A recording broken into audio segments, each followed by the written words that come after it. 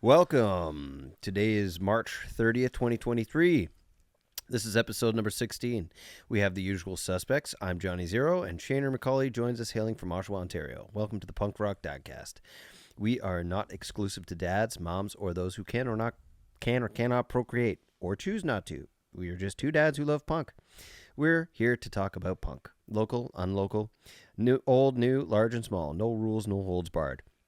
Being a punk show listener, discretion is fucking advised. Thank you for wasting your time with us. Questions, comments, want to start a fan club, want to make us stickers, a shrine to our excellence? Email us at punkrockdadcast@gmail.com. And punkrockdadcast.com. we may or may not get back to you. Today we have Andy/Andrew Guglielmo. Yeah, it's close enough. Close enough? How do you actually say it? Guglielmo. Guglielmo. Yeah, people used to call me Random Andy. Random. All the random ways people would say my last name. So that's actually my Instagram profile. Random Andy. I think so. Or you could just short it to Randy. Randy. Cheeseburgers. We have Randy. And where do we know Andy from? Well, Yeah. I don't know. The music scene. A lot of friends. We got a lot of mutual friends. You want me to tell a story? Well, Several, I hope. First of all, the awareness. The awareness. Yes. Yeah. Andy's claim to fame here in the basement is that he is also a part of the awareness. Yep. I played guitar in the awareness for approximately 5 years until our hiatus. But So we've played shows before together. yeah, we've played 2 or 3 shows together. Fantastic shows. Oh yeah. Always sold out at the Mustache Club, and fucking I love that place, man. I wish it would come back. Awesome place. I actually ran into Nate not too long ago, and we had a good discussion. We can talk Yeah? about that later. Oh, I hope so. I love that guy. The Mustache Club. I gotta get him on here, man. That guy's probably got stories for days. Oh yeah, for sure. He's funny too. Oh yeah, has he ever? So yeah, we've played. Put him on the list. We played quite a few shows together. Yeah, always sold out. Really good crowds, especially for crowds that didn't know our music. Yeah. Right. So it was like, sure, we promoted it. We put flyers out. We did that with online and we're everything. expecting 15 people to show up because Yeah, that's the amount of people in the other band. No, man, 130, 100. I remember we had a CD release party, and we charged $10, which is sort of ridiculous because at the time people would complain for $5 cover. I know. But we gave away a copy of the download. Yep. And yeah, sold out. 130 people, boom. And it was like, man, this is what it feels like to be in a good band. Like, this is awesome. Right. So How many shitty bands were you in before that? Before that feeling? oh fuck, maybe 3. No, you know what it is. Can you do your band resume? Yeah. Yeah. Yeah. All right. What do you got? Okay, so give or take, in about a 25-year non-career of having bands. I call it non-career because more money went out than came in. Yeah. But I had cover bands when I was like 17, 18, playing bars and strip joints. Yes. You played a strip joint? Oh yeah, the Royal downtown Whitby. They used to have bands? Yeah. So there's a little sidebar Oh my God. called the Hideaway. I would know. I've never ever been there in my whole life. I think The it's Hideaway. I think it's part of the main bar now. At least it was like 10 years ago. But yeah, I had a cover band that would play Thursday, Fridays, and Saturdays, and No we would shit. do just top 40 all over. And Topless top 40. I was Topless 40. That'd be a great fucking way to put it. but the one side was like Where was I? The one side was like a sport. You're probably still in your mom's belly. Yeah. The one side I'm was 36. like oh okay. I'm not that young. It was You're pretty young. Yeah. it was a sports bar / pub on the one side, and then the other side was a strip joint. So we would play there, me and a bunch of older guys. I was the young kid at the time, Oh my God. and I became such a What was regular that? there. What was that band called? Strychnine. Strychnine? Strychnine. Strychnine. Like strychnine, like the poison. But That's crazy because I got a DVD over there called District 9. Well, yeah, it was not as exciting as that. You remember that movie?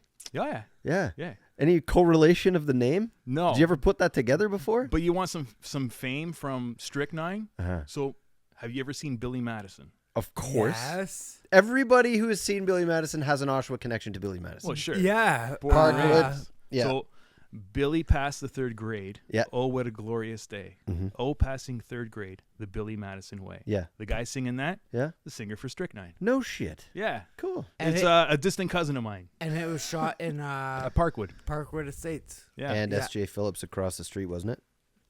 No. I don't know what that school is across the street. Not across the street, just north of there at Eastville? no. It's right on Simcoe. Simcoe Yeah, North. Simcoe and Roslyn. Right. Yeah. S.J. Phillips. I don't know. I'm pretty sure it was done there. I could be wrong, but Gotta ask my wife. we don't have anybody to do any fucking fact checking here, so I'm going to go with that. And if nobody Yeah. contests me, then Yeah. that's the truth.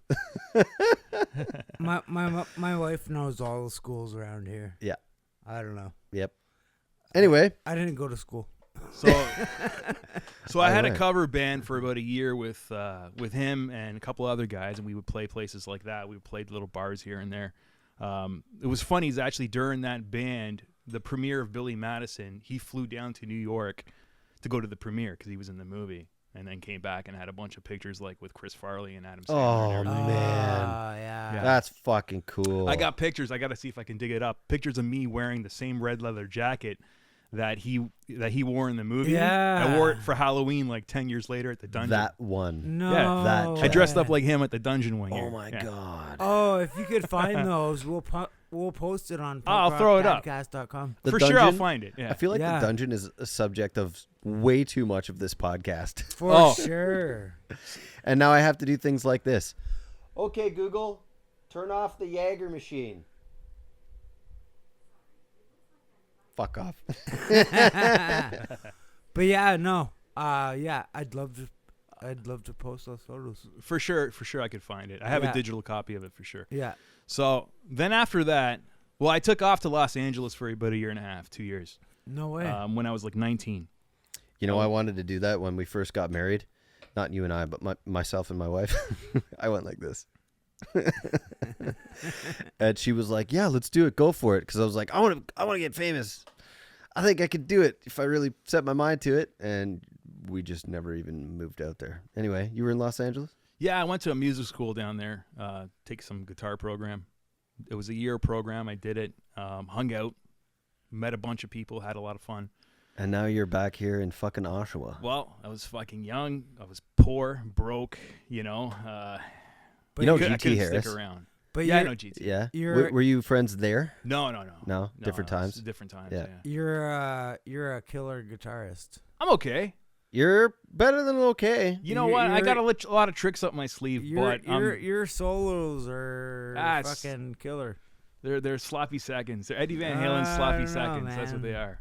No, it's I had fun. I had a good time there. I met Eddie Van Halen down there when I was down What? there. Yeah. Okay. Most famous people that you've met. Then we'll get back to your Oh, resume. shit. Fuck. I don't know. Eddie Van Halen, obviously. Yeah, Lemmy. What? Yeah. Sick. No Lemmy shit. used to just hang out at the bar at the Rainbow. So you walk in and you say, "Hey, Lemmy." He's like, Oh, "Yeah." fuck. So that was on my bucket list, and I've been to L.A. Or California or whatever, Sunset. Yep. Many times, and I've passed through the Rainbow many times, and I've always been like, "Fuck, I want to stop there." But It's just a bar, man. I know, but That's like your. the people I was with never wanted to go in with me. The coolest thing about it is not the places. It's just that sometimes you're there on a night when something cool happens, just like Yeah. here. Yeah. Yeah. You know, and the thing Otherwise, is, it's just a place. the thing is in LA, cool things happen every night of the week. Yeah. Yeah. Like every night. So, you know. Do you remember when bands used to have like secret shows and there would be like a pumped up advertisement for some band called like the Dartboards or whatever, and it ends up being like the fucking Ramones or something? And like, you remember any of that? Yeah. Yeah. I wish For fucking sure. that shit happened anymore. And we talked about that about the Elmo show with Rancid and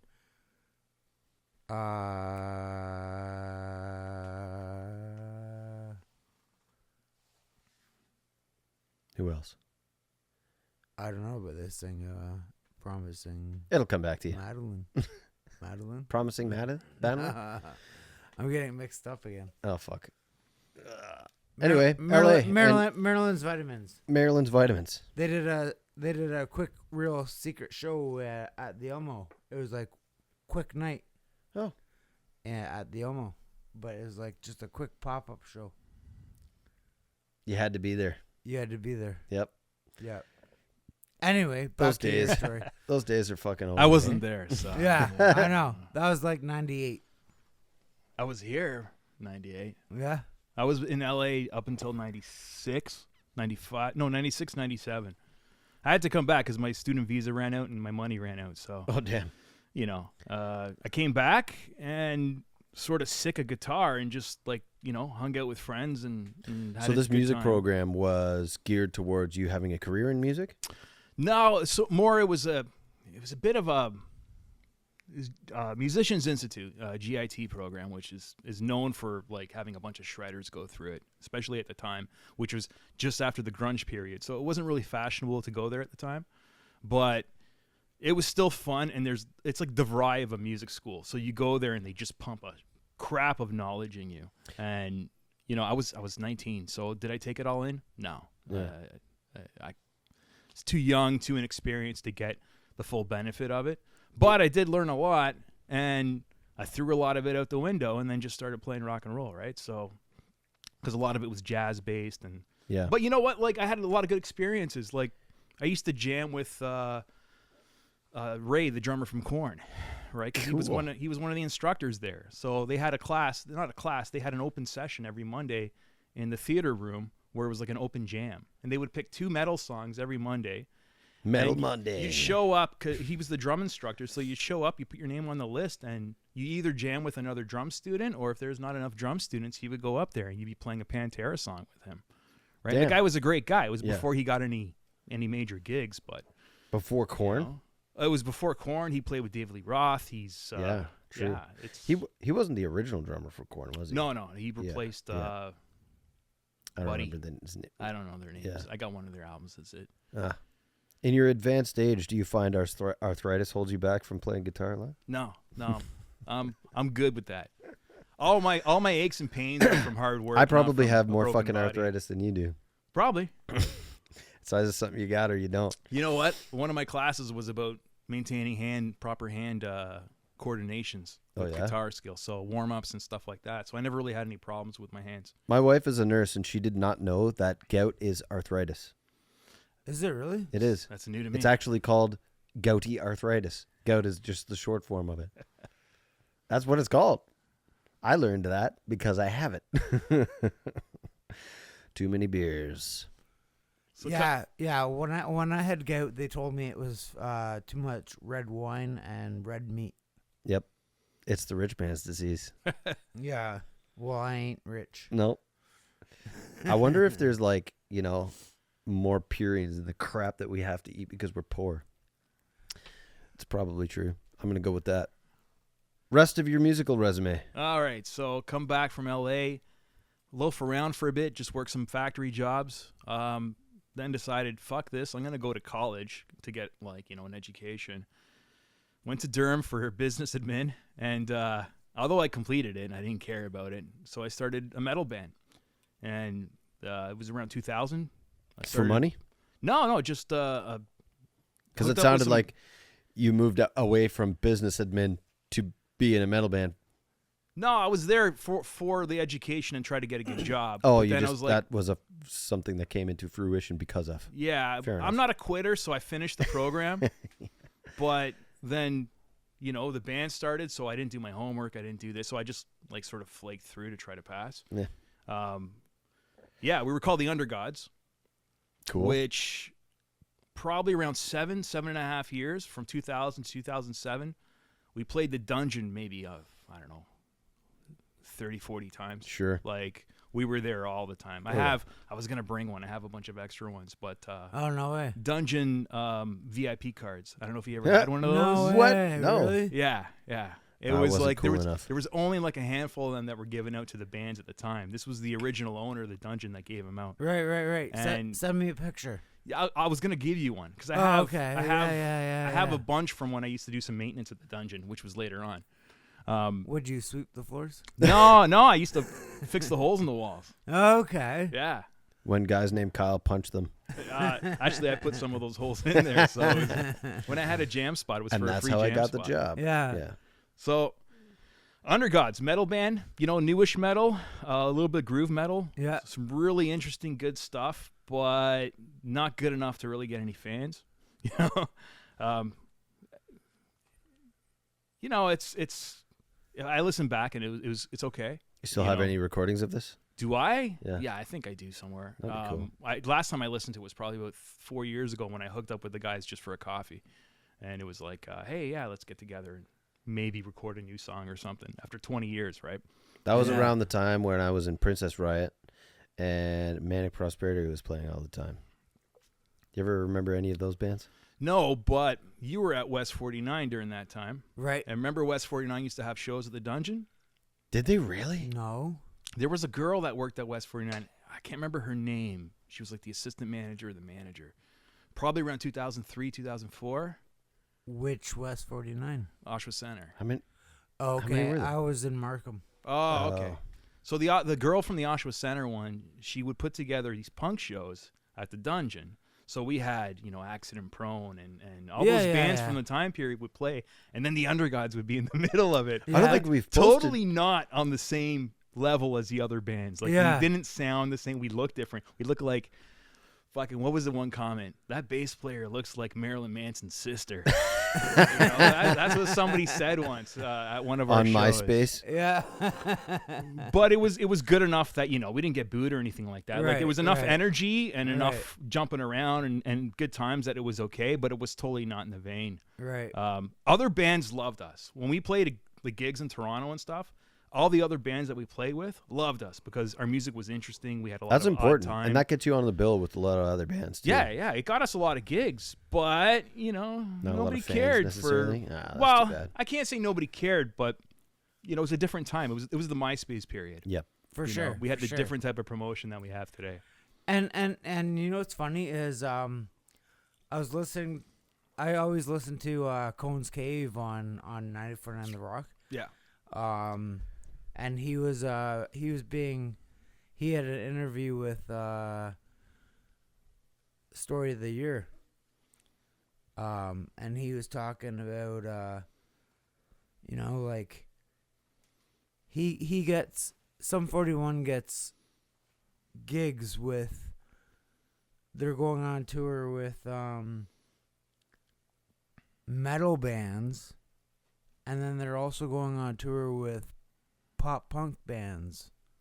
Like, they're such a Diverse, crossover, yeah. right? Right? I mean, Because yeah, they they kind of fit into both that. categories, I guess. They do, right? Yeah. So I don't know. I Yeah, but you know what? The thing about Sum 41 is that they're good. They are. They fucking- are Right? So good. it's like, I don't even say they're good, they're great. Yeah. Right? They And are they were great. able to shine enough, and I don't know the guys well enough to say this, but I bet you they worked hard at it. Oh, Right. for sure. So having that, the fact that they clicked into something really good and they worked hard at it, and then they had the luck of actually having the opportunity, of course they're going to succeed. Right? My old bands, didn't have that greatness to it. I Yeah. can simply say that. Good, but not great. We didn't have the work ethic. No fucking way. That was probably, Yeah. and you know what would have benefited if we had a proper producer for our Yeah, product, yeah, right? Somebody yeah. to steer us in the right direction Right, and to yeah. push us hard. Right. That's what You know? I think this area lacks a lot. And it's not that there aren't any out there around here. It's just the pairing never is right. I mean, we've got a manager, but do we really do anything with that? She's got great connections, but like, fuck, man, it's almost impossible to make a fucking career out of music anymore unless you want to be some sort of one-hit wonder or some fucking jukebox that plays like... And attest to this, you probably made more money in a top 40, topless 40 cover band than you ever did playing any original of your own songs. Yeah, the checks were better in those types of bands. There's a guarantee. What a shame, eh? No kidding. I don't know. It's a I- shame because you get philosophical at this Well- point here. Like it's art and entertainment. So if people don't want to hear it or don't want to be entertained from it, should you be getting any value out of it? I guess, but it's, know? it's a shame to me that that type of art is valued over that other type of art. Which, I mean, yeah, you fucking take a napkin drawing in the Mona Lisa, and yeah, obviously you're gonna have a difference.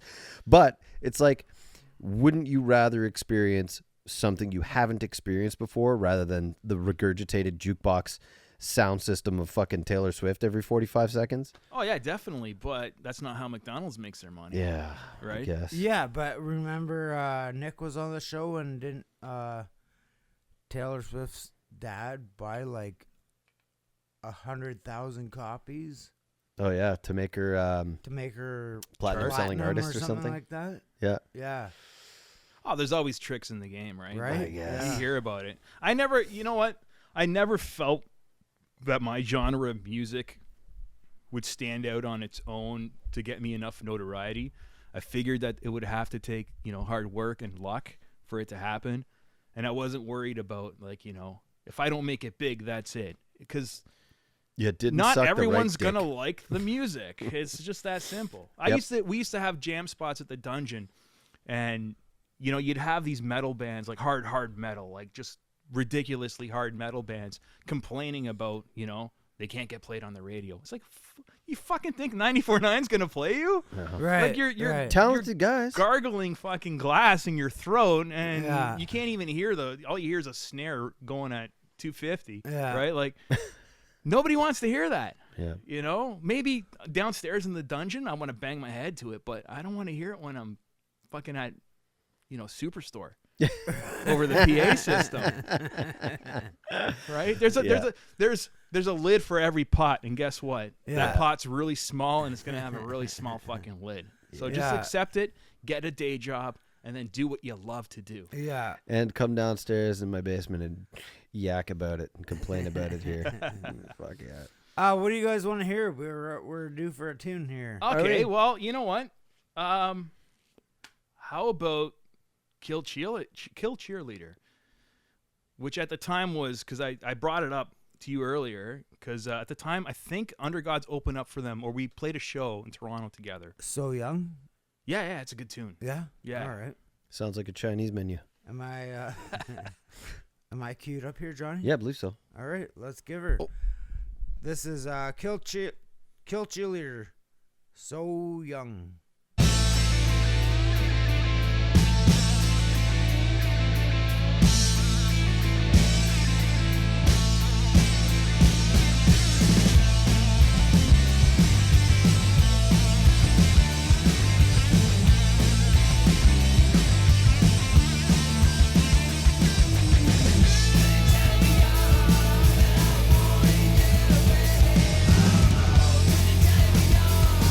Now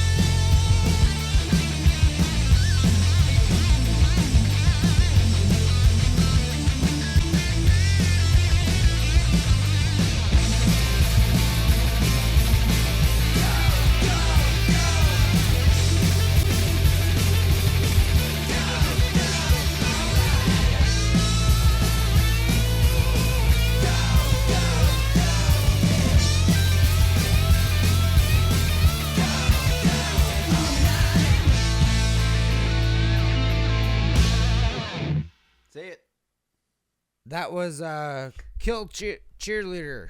So Young. Yeah. Back in the day, they were called Cheerleader 666. No and shit. Then, I guess they had to change their name. Lemmy fucking loved them. Yeah? No Yeah. way. Yeah, and then years later, I just remember I found the CD, and I'm like, oh, what is this? And then I realized that they put out an album as Kill Cheerleader. Good band. Not around Yeah. anymore. I don't know what the guys are up to. Actually, I think they've all dispersed in a bunch of different bands that still play. That's awesome. Fantastic. You seeing any shows recently? Shane? Wow, what was the last show I went to? Probably just local shows, really. Yeah. Yeah. I may be going to something on... I have no idea what kind of music this is. I might be going to something on Saturday. So I do you guys know 99... what's it called? It used to be the Liberty Inn in Bowmanville. No It's like idea. right on... The pub? Yeah. Yeah. 99 it's like, King, I think. It's yeah, called. 99 King or whatever now, right? It was called the Village Inn. Yes, that's what Yeah. it was called. Yeah. Oh. Yeah. Good food. Yeah. Oh, yeah. Like an Irish pub or whatever. Right behind there, very, very close to there, obviously there's that stream. And I met this guy who owns a property. I know, this is a weird story already. But What were you doing? Was it like 4 in the morning? I was soliciting for my business. For my Oh, all business. right, I was all right. soliciting. I was drinking in a pub, and I was on a phone call. And I guess this does sound weird now that I say it out loud. But I mean, you know, I go to fucking pubs from time to time. Every now and again. Very infrequently. Yeah, really. And, you know, I tend to meet contractors and other people who like to frequent pubs in the meantime. Shane, you up for lunch? Yeah, yeah. Once a week. Hey, what are you doing? Oh, I just got up from a nap. Let's go. I meet people all the time, and there's this one cat. He has a property just like on the water, and he's got the house there, and in the backyard there's like this, I guess it used to be like an old transfer station or something. Big garagey type, warehousey type, can back right into it, runs his business out of there, but it also has like a stage and like an upstairs and a downstairs and a fucking rooftop patio. It's real fucking not proper. I don't think there's licensing for any of this stuff. It's just a guy's house. And I've only run into him like a handful of times, but he sent me a message today. He's like, come Saturday, there's a show. Connor Gaines, I've never heard of this guy. Appears to be some sort of indie artist or whatever. The Doozies play there from time to time. And yeah, I think I'm going to go. Fucking check it out. Yeah. BYOB, it says. And he's like, bring friends. I was like, all right. Wife, what are we doing? She's like, I'll stay here. Bring your own besties. Bring your own booze. Bring your own breastises. Yeah. I don't know. That might Cool, be man. fun. Yeah. Did you have any more to your resume? Yeah. Yeah, that's what I was just Because we gonna didn't bring get up. to current. Okay, well, we'll steamroll through this. After the Undergods, I joined a band called Murder Ride, which was a version of Radar Hate, which yeah. was a band that you were in at one Yep. point with our good friend Doug Hell. It sure was. So, and that was a big tornado for about 6 months. A lot of fun. Yeah. A lot of fun Yeah. shows. Punk. Who else was in it at that time? Matt Seeger Oh, was Matt Seeger. went in it for a bit. Yep. What's his name? Stoner. Stoneman? He played guitar at one point, then he got kicked out, and that's when Matt came in. And then like 3 weeks later, Stoner was playing drums. Yep. It was good. John Stoneman. So like Doug calls me. He says, "Hey," because we hung out same places, and I said to him one day, "Hey, if you never need a guitar player, give me a call." Like 2 weeks later, he calls me. He's like, You're goddamn right he's going to take you up on that. he's like, "Hey, you want to jam on Sunday?" I'm like, "Sure." And it was at a jam spot that I was using earlier before the band broke up, and my gear was still there, like my amp was still there. So I just showed up, In the rehearsal factory? No, this was in a house off Burke Street, downtown. Okay. Yep. Just outside of downtown Yep. Oshawa. Some old fucking metal shop in the back of some house. Matt used to live on Burke Street, right? Burke. Yeah, Yeah. yeah. Yeah, but it's more. Burke in Quebec, Yeah. somewhere down there. It was a cool jam spot. It was like a rental house with like questionable people renting it out. But in the back there was this massive building that had a karate studio in the front and then some jam spots and a recording studio in the back. Whoa. It was weird. It was weird. We had to take off our shoes when we walked through the karate place. We went to our gear. It was great, and we was only there for a few months Yeah. because then somebody complained or something like, I don't know, too many drunken parties. But then we ended up at the dungeon, where I got free rent to the dungeon for fixing all their sweeping up the floor and fixing all their holes in the walls because the fire department wanted to shut them down. So, Murder Ride was fun. I jammed with him on a Sunday. And he's like, "Do you want to join the band?" I'm like, "Yeah, sure." He goes, "Okay, we got a show in Ottawa on Saturday," and that was it. After that, we played a dozen shows in like 6 months. They were all fun. Ramones meets Motorhead.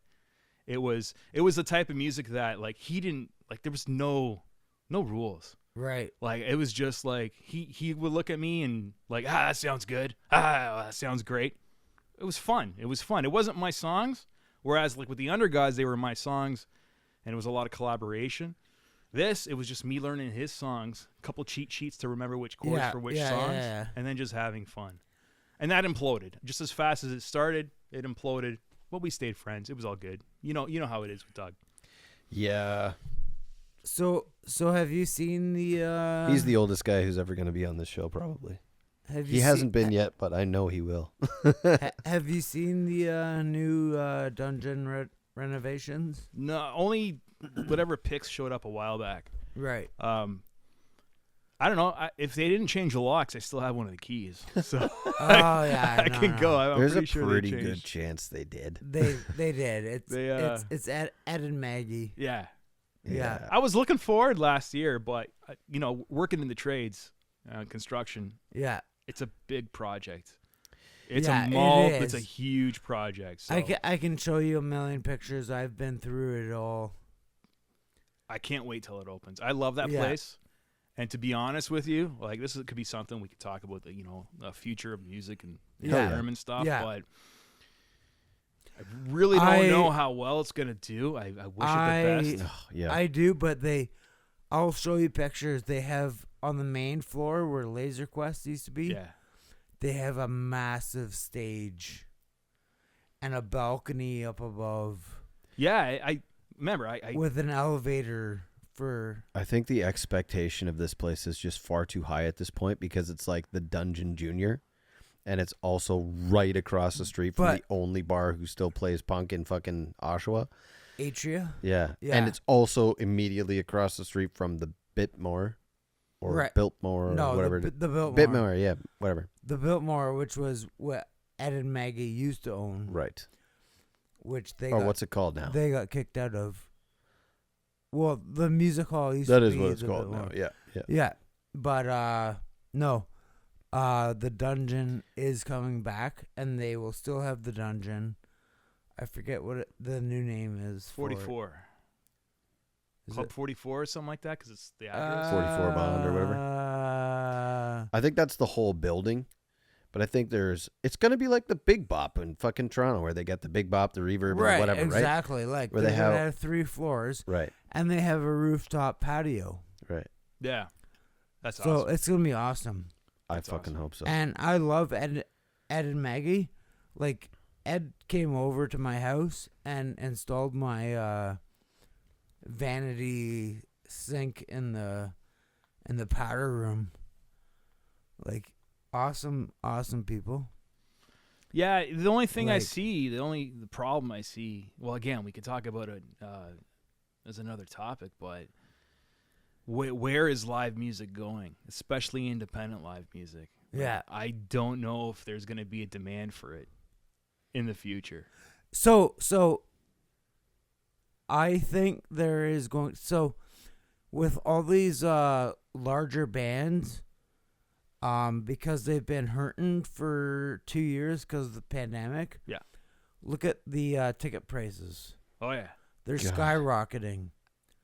So now all these smaller bands are coming in, and they are raging for money. You know, you can charge $45 for a ticket. No big deal. Yeah. $35 a ticket, whatever. All these indie bands are gonna sweep away all these major label bands. That's my opinion. Well, I hope there's a resurgence, because clearly everything's been affected in the last 3 years. But, you know, Everything everyone's comes up back. against the wall for that, right? Everything Right. comes back though Yeah. too, even fucking bell-bottom jeans. Well, we'll get to that. I don't know, man.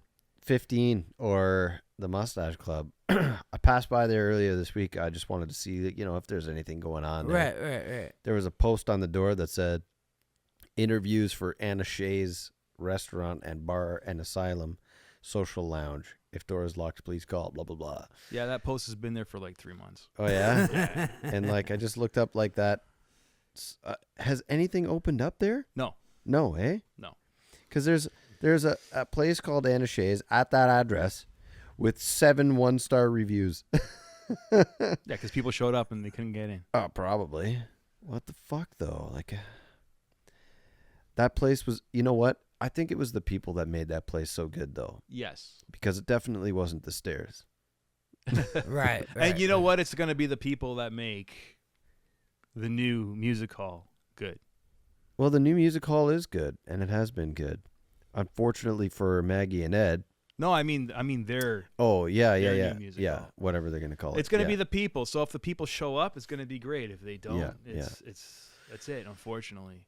I think, that size is desired for right now, because we don't have anything, especially here. I mean, in, Whitby or Oshawa, that's of 100 to 150 people, which will probably only ever contain 25. And I am all about helping Ed and Maggie. Absolutely. I'm I absolutely willing to go wanna- down there. I want to talk to Cone from Sum 41, and Get that place rolling. I want to When get the fuck is it going to be finished? soon. I want to get some fucking big wicked ass old school punk rock shows going. Yeah. Let's But they have to start at 6 p.m. because all us old guys are fucking... Yeah, I know. Only on Saturday Yeah. nights. That's it. No weeknight shows. Yeah. Sunday morning shows. Yeah. Thursdays, where everybody calls in sick on Friday. Yeah. Again. Yeah. Yeah. Reliving our fucking youth because we can't hold all these fucking children on the backs. I think we're due for another tune here. Sounds good. Are we? Yeah. What do you want to hear next? You know what? I really want to hear this was a really good song you sent me. Let me cue it up here. Who's that? Riptides. Oh fuck, love the Yes. Riptides. I played with them with Murder It's a Ride. Quebec band, right? No, Ottawa. Yeah. Yeah, they're Ottawa based. We played a couple. Oh, I'm thinking shows the with Rip them. Chords. We But yeah. played a No, we did play the rip chords with Robbie. Robbie, Yeah. Robbie Blaze. Yep, that's right. still around the Riptides. They still release music. Fantastic band. Fucking love their stuff. Cool. But this is the Riptides. It's called Hung Up. See the girl with the high tops on, leather jacket with the little pink thong. She's tearing up my heart like it was last year's Valentine. It's a girl with the bubblegum walk, plaid skirt with the knee-high socks. She's hanging in my thoughts, yeah, but you know that I don't mind. I don't know just what it is that I'm doing now. My heart keeps on clogging up my brain. I don't know just who it is that I'm trying to fool. My confidence is circling the drain.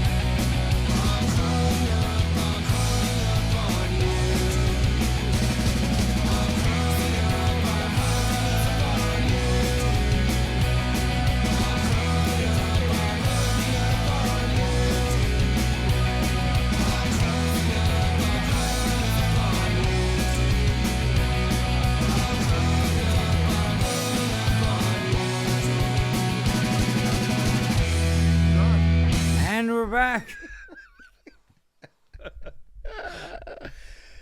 When our editors come to do this, I always say, pay special attention to right before and right after we put on a song.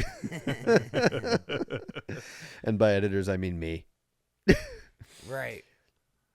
I got a buddy who's interested in doing the editing, by the way. We should discuss this off air, but Yeah, and we're we back, should. and that was Riptides. Thank you. Thank you, Andy. Great band from Ottawa, still around. Check them out. hell yeah. For And sure. your connection to the Riptides was? When we were in Murder Ride, we opened for them once or twice. I know we went out to Ottawa to watch them play once, and I think we opened up for them once. And they were killer shows, like just these crowds that were just falling all over the stage, and it was nuts.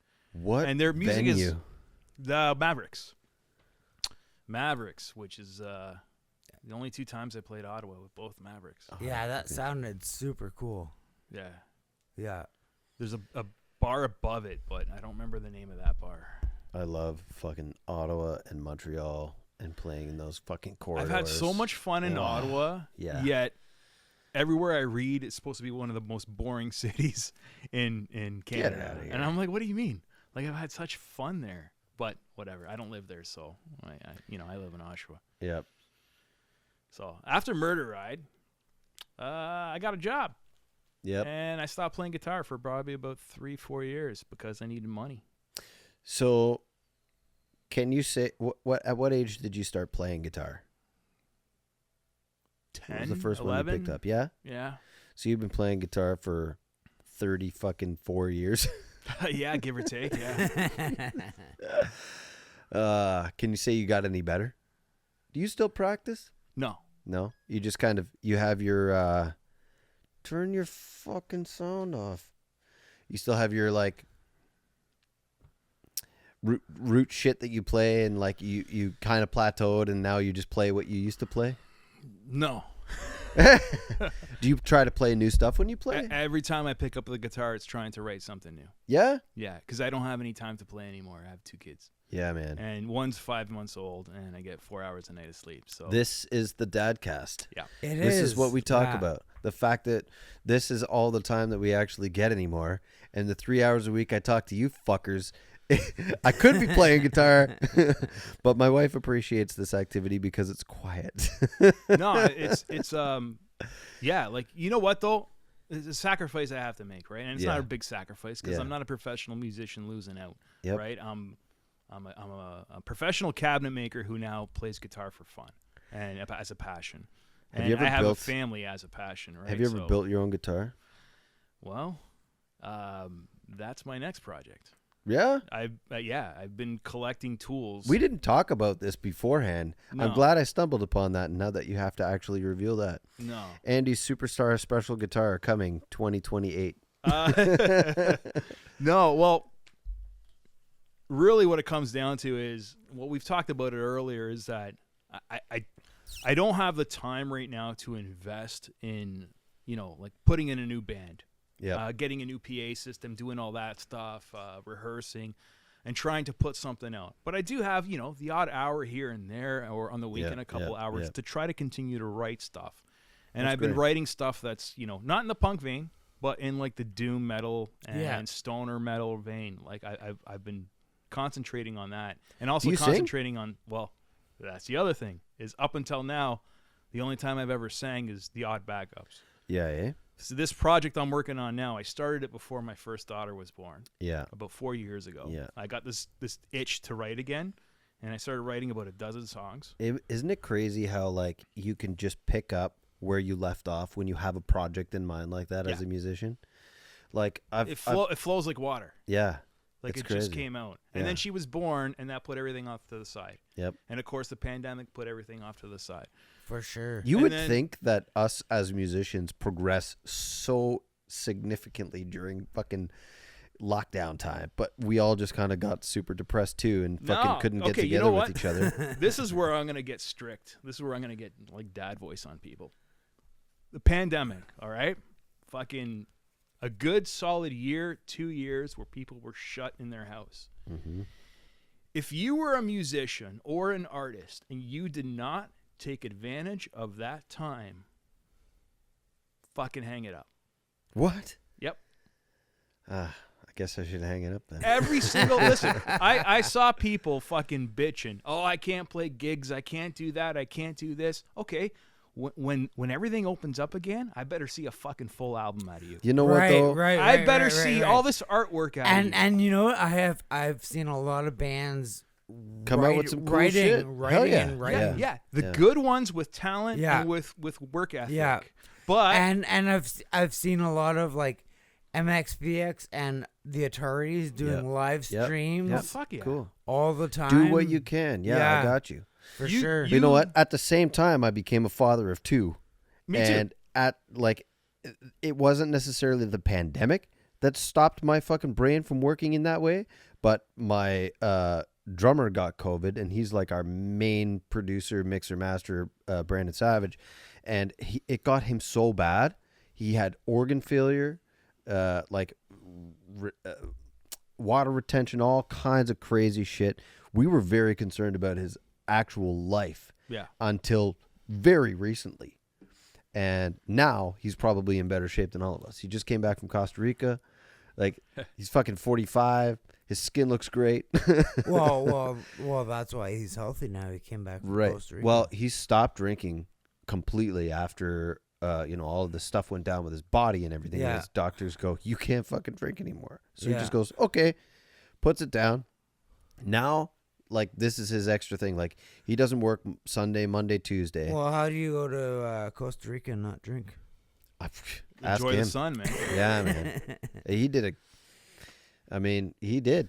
Yeah. His folks are both there right now. They're like snowbirds, man. They usually go to Florida or whatever, but they're as sick as Florida as we are in its news.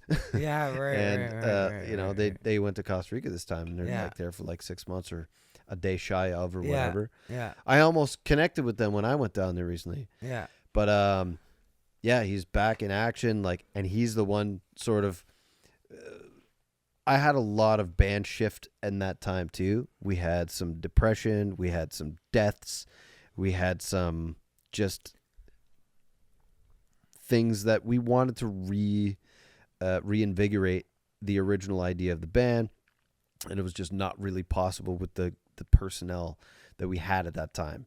So I had very, very deeply considered different people, different project, anything like that, and I'd still kind of play. And obviously it's impossible to live in this house and not fucking play. No, fuck sure. Every couple of days at the bare minimum, right?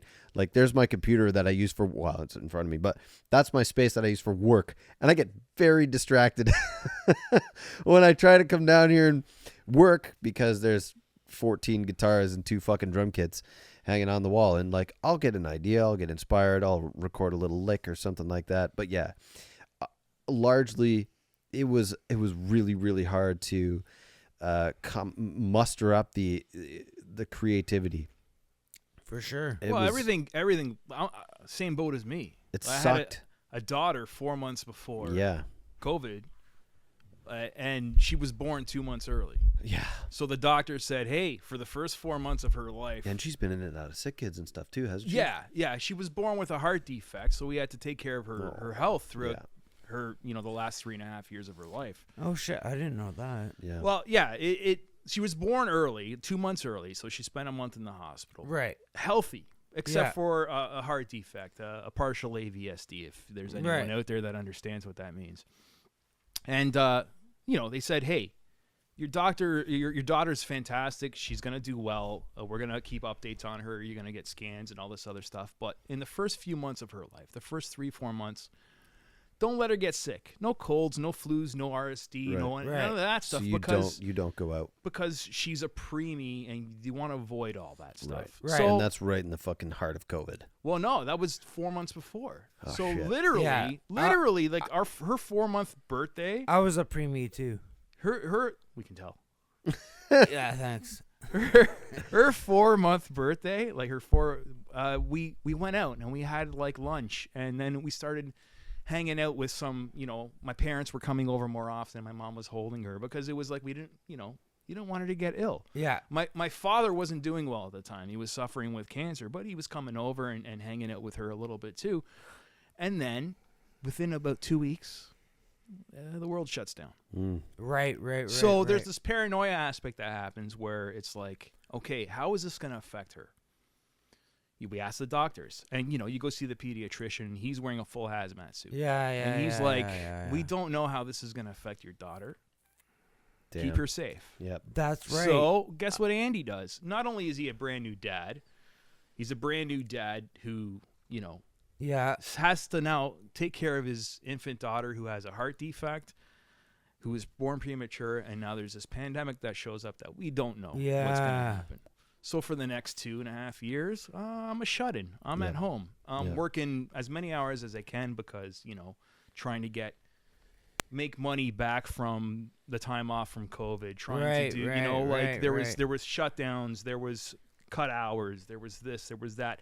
I have a partner who's on maternity leave who gets laid off and then fired because her company shuts down their operations, right? And then there's, she's one an interior income. designer, right? She's an interior designer. Yeah. So she loses her job halfway through. Is she back to work? No, she's on mat leave. Actually, right the now, company, well, she's on mat leave now with her second kid. Right. The company I worked for basically poached her to work for them. Nice. She ended up getting after mat leave, she ended up getting another interior design job. And then the company I worked for really wanted her on board. And now she's with them. And then we had a little fun one afternoon. And then, I have a 5-month-old boy at home. So. But you're That's my excuse for not playing guitar the last you're But I didn't bitch online about not playing. Yeah. your first daughter there. Jolene. She is very happy and healthy. She is amazing. Completely blown expectations of every doctor, every pediatrician. Right. She had open heart surgery last summer. Jesus. Wow. At Sick Kids. Yeah, I remember you guys posting about that. Yeah, we kept it to ourselves until after the surgery. So Sick Kids is amazing because my son also had to go there after 6 months because he had a lump in his leg. Yeah. It turned out his testicle had dropped. Yeah. And it didn't come up, so they had to remove it. And holy fuck. Yeah, so he only has one testicle. They couldn't save it.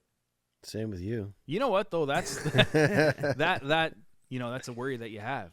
With my boy, one day we were giving him a bath, and I tend to give my daughter her bath in the one room, and then Sarah will give the sun bath in the little one. Right. And she's like, Andy. And I'm like, what? I run into the other room. She's like, I don't know what happened. He slipped. And I said, what? She goes, his nut is missing.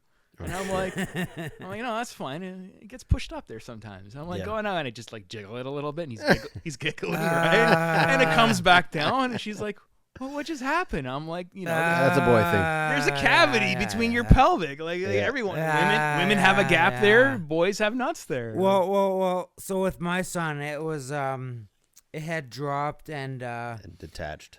My wife took him to a clinic or whatever, and they were like, take him to Emerge. So my wife took him to Emerge, and they were like, okay, come back tomorrow and we'll check up on it. And it was already too far gone. Yeah. You only have like 24-hour window. Yeah, basically. Before that is like gone. Oh, what a shame. And I was like, it was too late. I can't say, fuck. I'll say this right now. For anyone out there who is single or in a relationship but doesn't have kids and they don't want kids, get a fucking vasectomy. It's perfectly fine. It's perfectly fine. Be comfortable with yourself. Have a good life. You don't have to have kids because that's what we say at the very beginning of this show. It's the best thing ever. I fucking love my children. So They're do awesome. we. I'm tired as fuck, and I'm really angry. Yeah, and it is also very rewarding. But for sure. It honestly, it's draining. It's mentally exhausting, and it fucking sucks sometimes. Be comfortable with yourself. Don't have kids if you don't want them. No. Yeah. It's It is not going to repair your relationship. oh fuck. I don't know who needs to hear that. Fuck no. And I'm talking about how I had 3 hours sleep last night, and I took the day off work because Finn didn't have daycare today, and we had an awesome adventure day today. We had a blast, but I love every moment of it. Oh yeah. I wouldn't trade it for the world. I put my daughter to bed before I came here, and Yeah. I'm holding her hand the whole entire time. We're lying down in the bed. And she's Yeah. ever since her surgery, she slept in the bed with us, and she holds my hand. Oh, You know, she isn't it the best? That is the best. Finn loves holding my hand when we go to bed. dude, two months before her surgery, she's like, I'm like, hey, we go for a walk. I'm like, you want to hold my hand? She's like, now. Yeah, I know. And then we're in the Yeah. hospital. And They're too she's- fucking old for you now. She's upset, and Yeah. she's wearing a gown, and I got to get her to walk around Sick Kids. And Yeah. I'm like, baby, let's walk. I'll hold your hand. She's like, okay, daddy. Yeah. Okay. And ever since, Now it means if I'm something. like, want to hold my hand? She's like, yeah. Yeah. And I it's got a the poem for fucking you. Best thing I got a ever. poem for you that I wrote like 8 years ago about my friend whose dad died. And I can't even read it without crying because I'm not much of a fucking pansy. But I won't read it for you on the air, but I'll Alright. send it to you and you can choke yourself up. Fuck, you know, Did- it happens, man. Do you know what Finn does to me all the time? What's that? Dad, dad, dad, dad, dad, dad. I'm like, what? I love you. Yeah. Yeah. She goes, Dad, what? And she fakes farting on me. Yeah, That's what she does. yeah. She's the best. She's kids are, yeah, they're awesome. And it's, They are. again, to the people who don't have them, be comfortable, because guess what? I live in fear every fucking day. Yeah. Like I can't sleep at night without worrying about my kids. Yeah. I worry about them 20 years from now. I worry about what's going to happen to them. Oh, for sure. And every gray hair I have on my body is one of those worries. Yeah. You're like an And- Italian mother. Oh fuck, man!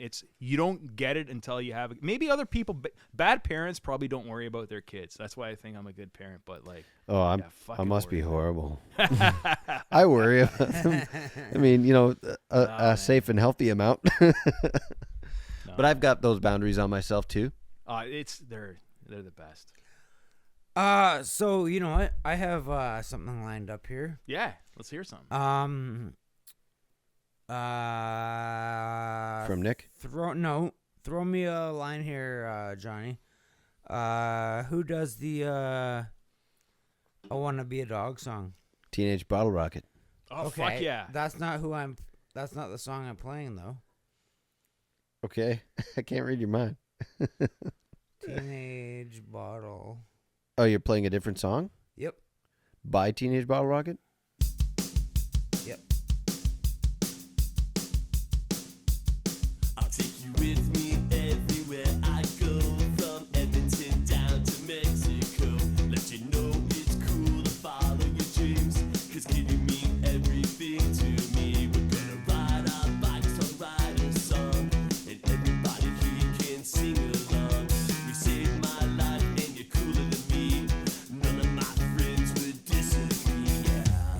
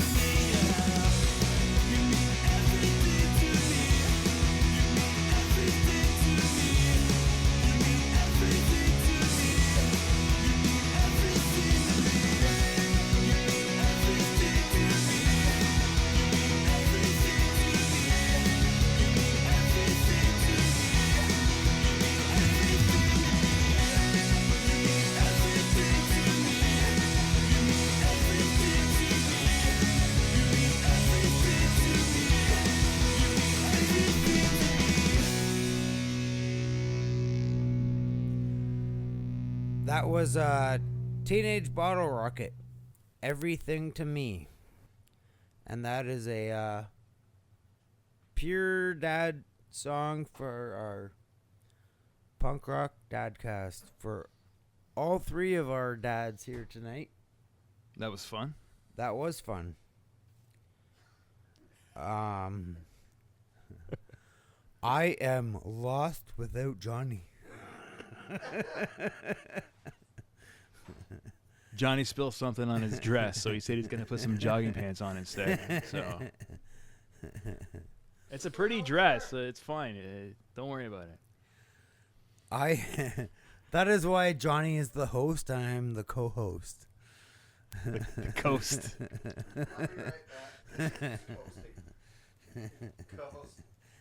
Coast. I coast.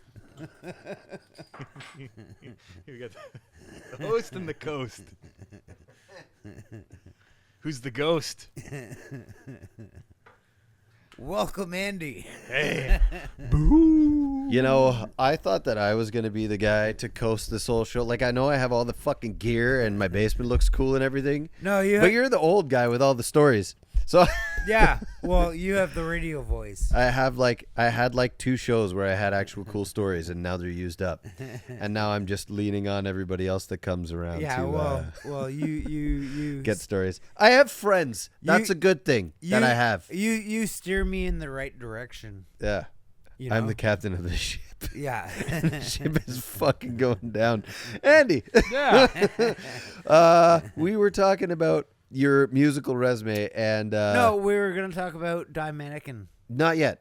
We're gonna finish off with Okay. his All right. his musical resume, right. and Let's then we're gonna steamroll talk about, through this. Yeah. All right. So, after Murder Ride, I get a job as a cabinet maker. Actually like a entry level job as a cabinet maker, and basically bust my ass for about 4 years, trying to make a career out of it because you know what, I was in my 30s and I needed to pay my bills, and I did pretty good at it. And then to a point where it's like, hey, I want to pick up the guitar again, and that's when all of our mutual friend Matt Rock, basically Good guy. said to me, hey, I've been hanging out with these guys and they need a guitar player. You want to come check it out? Which was the Awareness, with Barry and Tav. That guy has got to be the chillest guy. Which That- guy? Matt. Matt. And Tav. Tav's pretty. I never pretty met. chill, I never too. met Chav. Yeah. Chav. Tav. Tav. No, I never met Tav. Tav's pretty quiet. I mean, I eh? did Like, probably Yeah, like in Tav's a playing great shows guy. with him or whatever, but Yeah. No, Cool. so we went for a burger one night, the 4 of us, and out here in and a band Brooklyn. was born. Yeah, then we went back to Barry's place in the basement. We jammed out a little bit. They're like, "You want to be in the band?" And I'm like, "All right."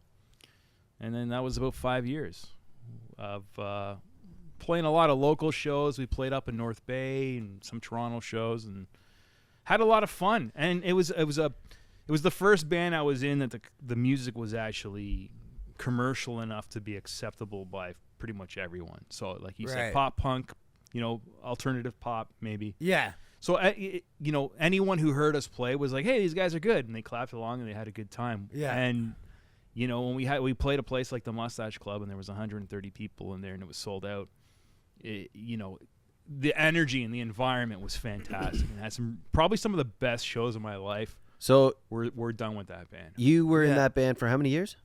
give or take 5 5 years. years? Yeah, And you played how many shows in that span of time? couple dozen. Not a lot. We're Yeah, old. Yeah. So, like, the band was, with the Under Gods, it was like, hey, we're young. Let's Yeah, try to see yeah. if we can become rock stars. Yeah, With Murder Ride, it's like, hey, we like to drink When and you get a party. little bit Let's older, have it's fun. a little bit more calculated, and it's a little bit more like, all right, how can we have the best time with the short amount of time that we have? All right, I'm going to plan a night. It's way beyond, and this was before we were even dads. It was like, planning a good night. I think I can get about 45 people out to this. Turns out to be a fucking sold out show, and it's like 120, but you usually have to release an album for that to happen. Like, we played a few shows where there was, we played a Thursday night once at the Mustache Club where it was like 30 people. It was still great because the Mustache Club was a good environment. We played downtown Toronto at what's that club there that they changed the name? The Opera House. Yeah. We played there at 8:00 on a Friday night for What do you like mean 13 people. They changed the name. Isn't it? No, the Mod Club. Mod Club, they changed the name. Oh, okay. I was gonna say the Opera House has always been Opera House. We played there, which I love, and the pictures are fantastic. Yeah. It looks like we're playing a fucking amazing, which we were, and it sounded great. Yeah. But it yeah, was 8:00 at night, and it was the 20 people that right. opened up the door for. Right. So. Right. But it was a fun band. It was Barry's band. Yeah. Straight up, I didn't write any of the music. I contributed with the licks and the solos and stuff, and a little bit of arranging. But Yeah. he was the powerhouse behind that band, which I'm cool with. Yeah. And Yeah. I've always been cool with knowing my role, right? As long as people tell me what my role is. With the Undergods, Right. we all created the band. I was the majority songwriter, but we Right. all worked on constructing the songs. With Murder Ride, the songs were already written, right? It was, Okay. but it was Oh, like yeah. do whatever you want with them because You're- you're a good Right. guitar player. You're in attack a 'em. place. Yeah. With the awareness is like, here's the songs, here's the gist of it, Hey. That's not coming through. Don't worry about it. Okay. Here's the songs, here's the We, gist of it, let's kick it up a notch and let's have a good time with it. And it was fun. Remember doing the music video? I remember the music video. I watch it. It comes up on my feed on YouTube every once in a while. Cold It still gets like 2,500 hits or something like that. It's Wow. crazy. Cold Yeah. as fuck. Fucking -20 in the middle of February. Yeah. That was dumb. No, we did it. We had fun. It's a memory. The it fun was thing was fun. like saying, "Oh shit, we got to reshoot that because there's a Tim Hortons cup behind the drum kit." Oh yeah. Or we didn't have Yeah. enough plugs to turn our amps on, so my amp has no power to it the whole Yeah, entire yeah. video. And Matt was always wearing a T-shirt. We were all wearing T-shirts. Oh, we yeah, fucking yeah, freezing our testes yeah. off, Jesus. man. Yeah. The first time I met you, which there's a video on YouTube, He's of, pointing to Shane, not me. was Yeah. the Nobody can record see us store day. pointing.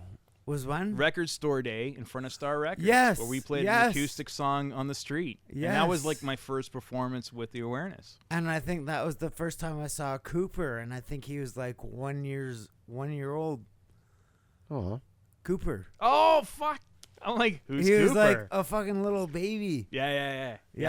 And Cooper now was I don't junior. know. I think he's like 11 now or something. Yeah, it was a while back. But Record Store Day. I have a video of that too. yeah, it's you know good on Matt's YouTube. fucking 50 now. Ah, fuck, he's not far from me, man. Jesus Christ. Yeah. Yeah, Well, yeah. but so Matt. Actually, he's the oldest guy we've had on this podcast. Probably. Yeah. Just you know what? I never hide my age, man. I was just Yeah. turned 47. I feel Yeah. good about it. I'm good. Well, I'm I'm happy. I'm 40. I'm gonna be 43. Man, you got really young kids for your age, too. You know what though? Let's see. Here's the thing. 'Cause my parents were like fucking 10 years younger than me. I feel like I was late to the game, and you're goddamn 10 years older than Well, I am. I was a teenager in my teens, Yeah. but I was also a teenager. Oh, really? But I was also a teenager in my 20s. I lived my life like a teenager. Yeah. In my So- 30s, I lived like I was in my 20s. In my 40s, I lived like I was in my 30s. So I always lived a decade younger than I was. So How old's your wife? she's a decade younger than me. Damn. Okay. Yeah. Are you guys married? No, No. the government says we are. Oh, yeah, I mean, you So- live long enough. You Yeah. live together long enough. I was just We'll make trying all to kinds of figure out assumptions. because like we were trying for a second kid and I gave up. Well, I was like, I'm too old. it was one shot. Yeah.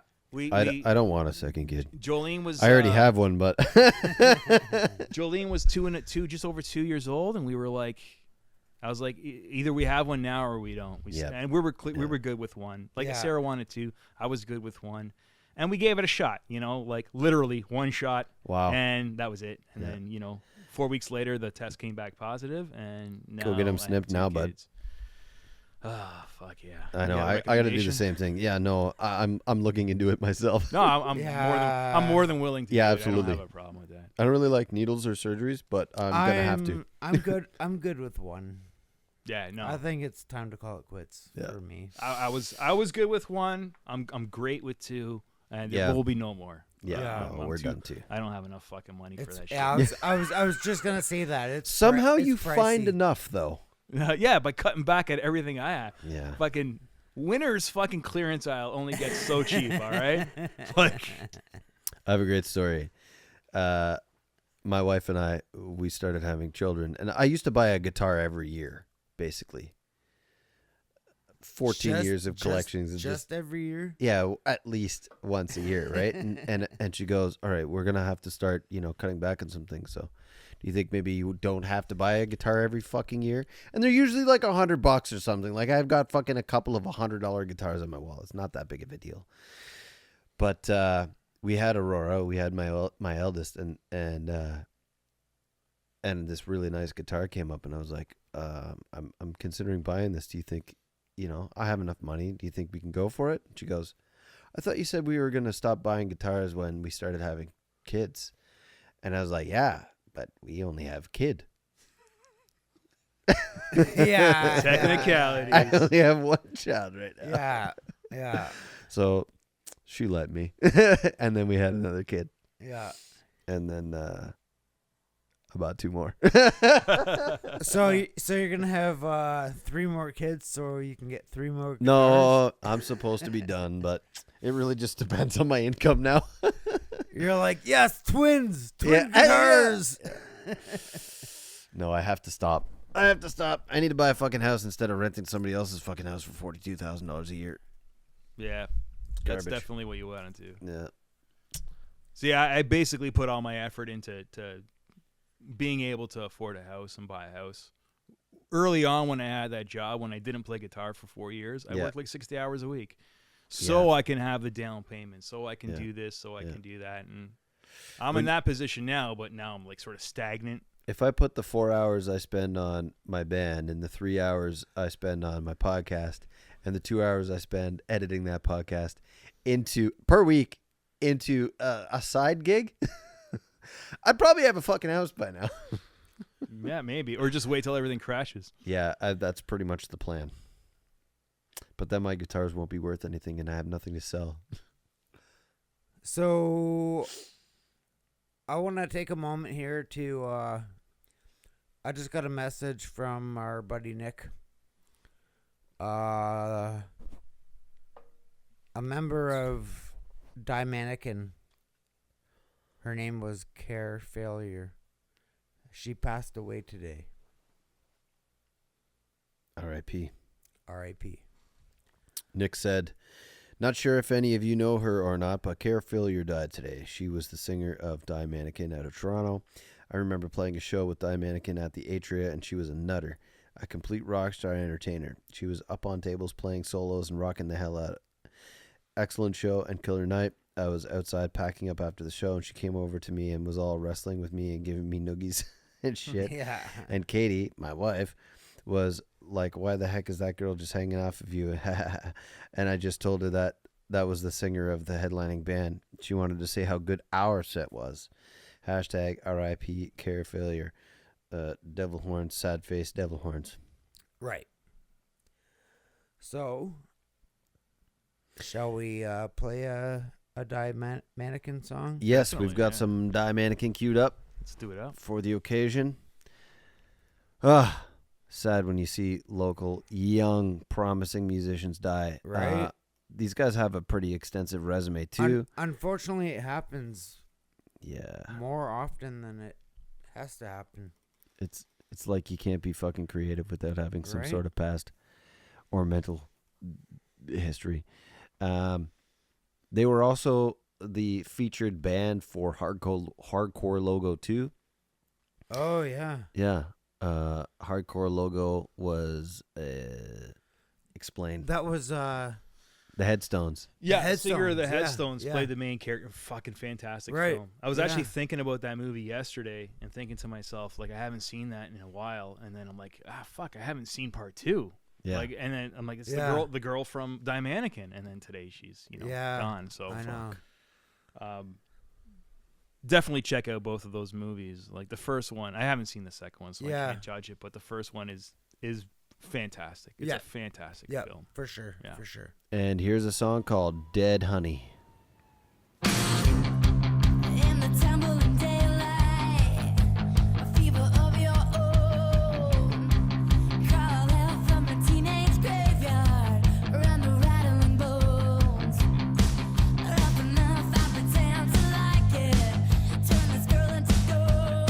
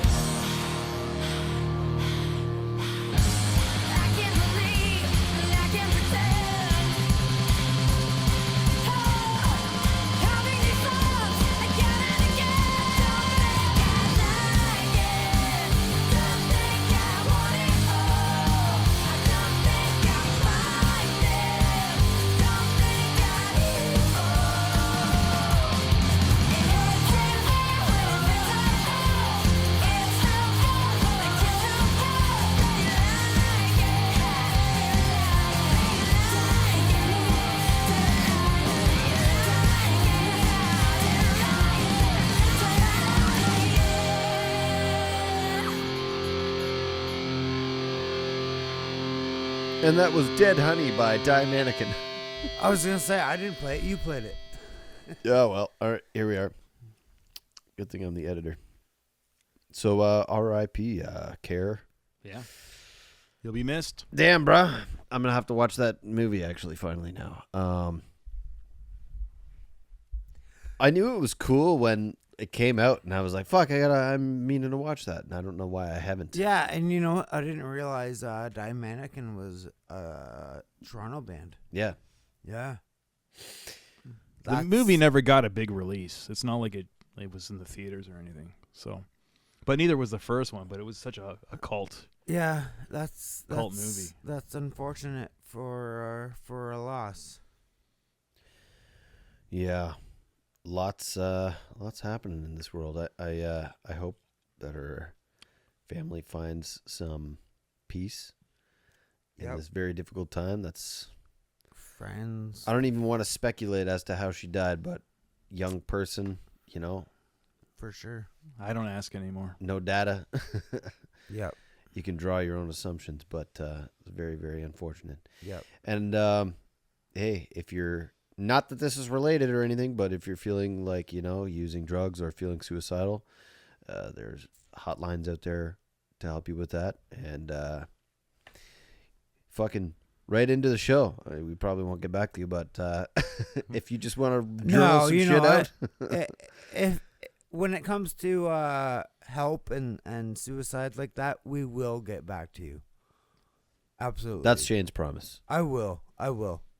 Absolutely. This is no joke, but, you know, get yourself some help. And if you ever need, you know, anything, damn, some sad shit.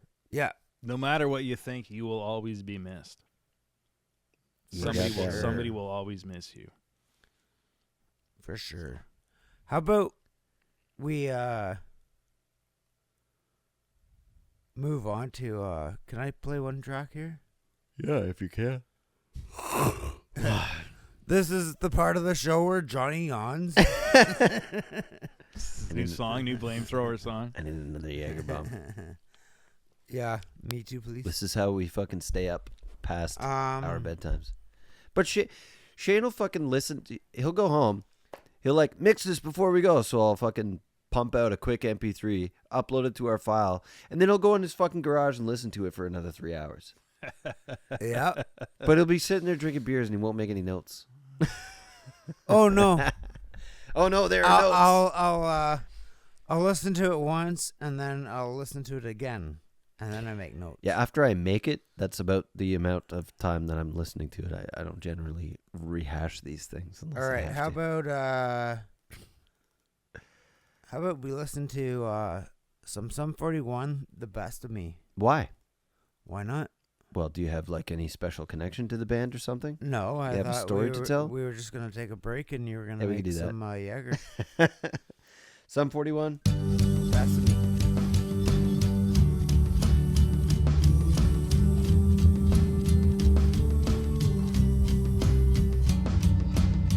It's so hard to say that I'm sorry. I'll make everything alright.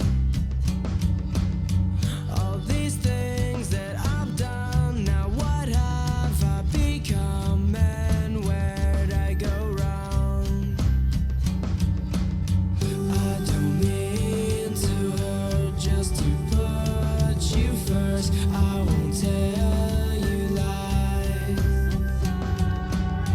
I will stand accused with my hand on my heart. I'm just trying to say I'm sorry.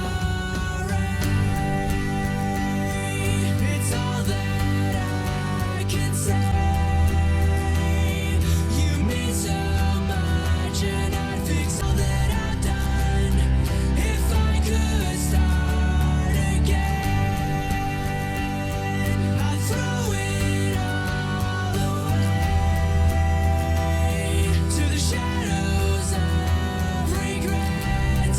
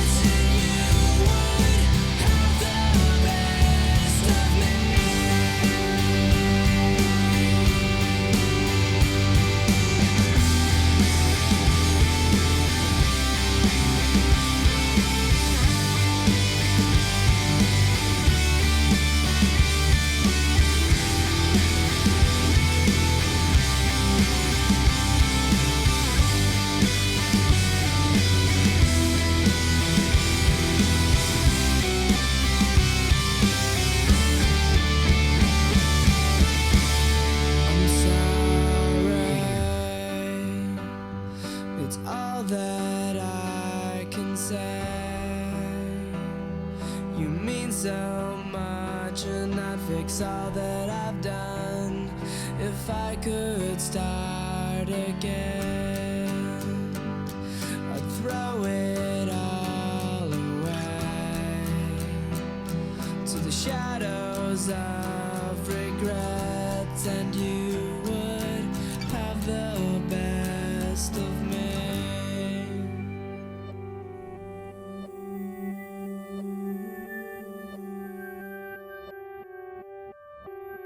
And we're back. And we're front. And my dick. And we're middle.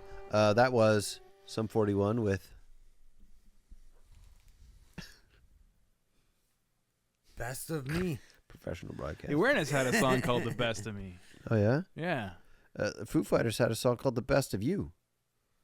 I think there might have been a little bit of influence in "The Best of Me" from "The Best of You." I have a vestibule. The best of who?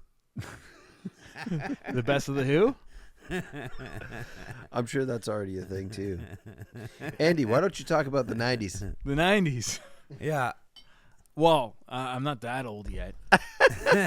So, fucking come back at me in about 50 years. No, the 1990s. Oh, yes, the 1990s. The fucking punk rock heyday in Oshawa and surrounding Durham scene. So Because apparently it's never going to be as good as it used to be. always. That's how it is. Like everyone today. in their high school, it like they fuck, man. You know what it is, and this is where we sort of touched on earlier, is that in the 90s we had venues where everyone could play, right? So Velvet I'm a Elvis? little that's the 2000s. Oh, right. True that. So I'm too young to really remember anything of the 80s punk scene, which the Toronto punk scene in the 80s is fantastic. DOA, Forgotten Rebels, just shit that's over my head that I don't even have the experience to discuss. But there's a lot of documentaries, there's a lot of information about that if you want to go back. But the 90s is when you had really this second wave of punk that, was no longer defined by what happened before it. It was a mixture of grunge, it was a mixture of glam, it was a mixture of everything. Yeah. And that's because you had the invent of technology, right? You didn't have the accessibility of music that you have now. No, but you had the technology behind it. So you had digital studios. You had people starting to record in their house. You had it didn't cost you $1,000 a day to record an album in the mid '90s like it did in the early '90s or the late '80s. Like any band that put out a tape in 1989 with 3 songs on it, it cost them $5,000. Right. In 1997, you put out a CD with 5 songs on it, it cost you $1,000. Right. You did it in somebody's basement instead of Quest Studios down by the highway. Right. And across from and fucking then, Shane's favorite hotel there. The Cloverleaf. The Cloverleaf, yeah. That's for the Shane special. It's Yeah. room 103. Yeah, right. There was a recording studio over there. I think Quest. there That's still where is. everyone. and it's been shut down and for a while. I Is it? forget there I saw an ad because they tore it down and they're rebuilding it into No, something it's new. still there.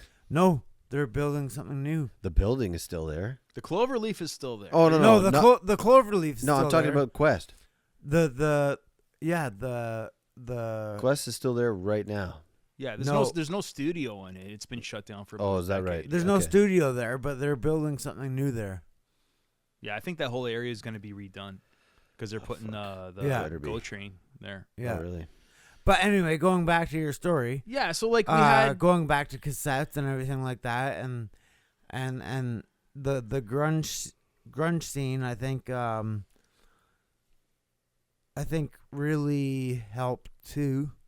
the grunge was able to quash the high level scene that came before it, like the hair metal and the really polished, overproduced music that was on the radio at the time, Yeah. which I remember and I loved. Like I fucking loved Poison, Bon Jovi, all those bands back in the day. But even like, you know, Metallica's Black Album comes out, it's nice and fine and polished and all this other stuff. And then Nirvana comes out, and even the first Pearl Jam, it's rough. It's rough around the edges, and 10? it's different. Are you talking about 10? Yeah, I think so. Yeah. Versus was the second one. Oh, okay. But yeah, 10 was the first one. And then you had even Stone Temple Pilots was a little more polished, but you know, you had this raw energy that came out, and that was punk, right? Like, Right. because it was Sonic Youth, another band, early Right. Smashing Pumpkins. Yeah. It came out and it was raw. And then you had Just Green Day poetic come out, nonsense lyrics. right? Right. Green Day comes out, and people are shocked. They're like, "What is this? I've never heard stuff like this Green before." Day, Dookie. I used to listen on my Walkman to high school on my school bus. Killed it. Everyone Fucking killed it. When it listen came to out, it was awesome. Grade 9. I mean, Johnny must have been 11. You had, I was in grade 12, right? Yeah. So I was just finishing high school, and I remember it coming out, and me being fucking Eddie Van Halen, Nuno Betancourt wannabe, I hear Yeah. this, and I'm like, I love this. This is fantastic. Listen to how tight those chords are. Listen Yeah. how fun the music is. The videos are fun, right? And then you had people fucking bitter, right? Yeah. That's not punk. Yeah. You know, Sex Yeah, Pistols. yeah, I is know, punk. I That's know, not I know, punk. I know. You know, gatekeepers, I fucking Yeah. can't stand gatekeepers. You know what? When I ran OntarioPunk.com and the battles between everyone going, oh, this isn't punk and this isn't metal and this isn't this isn't ska. Guess it was what? like You can have new punk too. it was fucking blowing my mind off. It's like, who fucking cares what you label music as? It's fucking music. Yeah, it's an attitude, and And Johnny, you weren't 11. it's a sacrifice, right? Like You were 9. I had yeah, this probably. discussion. I had this I was discussion punk with at 9. I had this discussion with my partner Sarah a few days ago about art in general, and what makes art valuable. Super Right. subjective, man. I said, you know what it does? Is sacrifice. Is what did you sacrifice to create that art? You know, did you pull a piece of paper out, grab a can of paint, drop it on there, and then try to sell that for $500? Yeah. Fuck off. I'm not going to buy it. I'm going to wipe my ass with it. Yeah. But did you sacrifice time, energy, you know, years and years of study and Embarrassment. practice, whether it's with music, whether it's with Anxiety. paint, whether it's with anxiety, you know, did you Depression, paint embarrassment. something 16 times and scratch it up and throw it out to try to get it to a place that you want it to be? But that's Then there's the value in it because you sacrifice something to create that art. When you don't sacrifice anything, it's just entertainment. But that's the thing though. You could wipe your ass with a piece of paper and call it art and sell it for $600 in a museum. You know what? I don't know. It's not valuable to me, and it's not valuable. There's an argument for Nirvana and like the whole Kurt Cobain experience where, yeah, on the surface of it, because he's dead, you know, there was a lot of sacrifice because he went through a lot of pain, and that shone through his music very, very apparently. Right. But it was effortless. So, like, yeah, was there sacrifice? There was sacrifice of life, but like how?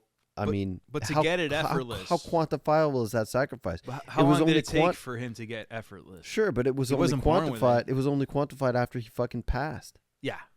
Like, I remember a lot of people like to rewrite history. We Yeah. see that every fucking day. Yeah. So, you know, Nevermind comes out, smashes everything. Yep. It's fucking Yeah. everyone loves it. Yeah. In Utero comes out, which is a fantastic album. Yeah. It sells half. Yeah. Their tours aren't selling out. Right. Their shows aren't selling out. Right. People don't remember this, but I remember them playing Maple Leaf Gardens for the In Utero tour, Yeah. and it was half full. Yeah. Right? Did you go there? I didn't go. Oh, I had okay. friends that went. Right, I wasn't. right, I wasn't a yeah. fan of Nirvana when they were big because the guitars. Because nobody were- was. No, Yeah, you know what? yeah, no, yeah, it was. yeah. I like the drummer. I didn't like the vocals. Yeah. Yeah. And God bless You Dave know? Grohl for I being fucking loved resilient Dave. Yeah. throughout the death of Kurt Cobain, the death of his fucking best friend Taylor No Hawkins. shit, eh? And Like, holy shit, like for that guy to carry on and continue doing what he's doing, kudos, man. Yeah. I That's- love Dave. That's got to Yeah. be impossibly hard for you to do. Like I've had band members pass too, and it sucks. And there's a creative process. There's you just kind of want to hang So, everything up for a while. What do you think? What is My Hero written about? Not fucking Barack Obama. I don't know. Fuck. You know what? I don't ask those questions. Maybe because I'm a guitar player. I like. First, I don't read the lyrics to the point where I try Yeah. to decipher what's happening. I always I like wondered. the idea that it means something different to everybody. And I've seen Foo Fighters a couple times, and I love the fact that he brings that to the forefront of the stage. He goes, "This song, everybody heard it at a different stage of their life, and it Yeah. means something different to everybody, and it's how you interpret it." Exactly. And I mean, you could speculate all you want, just like Alanis Morissette and Jagged Little Pill and everything. Yeah. Like, Yeah. who's fucking Dave Coulier and whatever to him and everything. Another Taylor connection. Great. Yeah. But what does it mean to you? And it's just how you perceive it as a consumer of that art. Exactly. And that's how I always like to interpret music is I like to take my own Right. To me, when I angle hear on music things. is how does it inspire me to make similar music? right, like Not necessarily, what does it mean to me? Like, whatever. I Like- look at it and I listen to it and I'm like, oh, that's a new chord, but, try it out. But like as an artist or a musician, they might be singing about something completely different, Then how you but it might interpret be for sure. meaning something completely different to me. Oh fuck, You know what I mean? definitely. For You sure. know, he sings "My Hero." Is it about Kurt? I'll say 100% right now. Probably not. Yeah, You know, probably it's not. Probably maybe about his dad or Right. a buddy of his. His- Like his grandpa. why would Kurt be his Right. hero? Right? I'm sure he's told 16 different stories and 16 different interviews about exactly what it's necessarily about. Maybe it's Because you about know what? no one. Even to him, it might Right. be about different things at different times in his life. Yeah, like Yeah. Right? You put those words permanently on a piece of paper, but you revisit that every time you sing it. Right. And Dave is unfortunately a fucking jukebox for the shit that he's put out. It's great. People pay a lot of money for that jukebox. But like Henry Rollins once went out and said, I'm never going to become in Black Flag again because I just don't want to be a jukebox for like the same fucking regurgitated songs I'm going to play right. for the rest of my life. It's just, and I've seen him doing the spoken word thing and that's been great, but I was fucking bored, man. Yeah. And it's funny that I'm doing the same Oh, thing fuck. now. Keith I don't know. Richards. They asked him, "Are you gonna retire?" He's like, "Why? I play guitar. If I do it at home or if I do it on the stage, it doesn't matter to me. I'm always gonna play guitar. I'll It's die not when a I'm dead." job, right?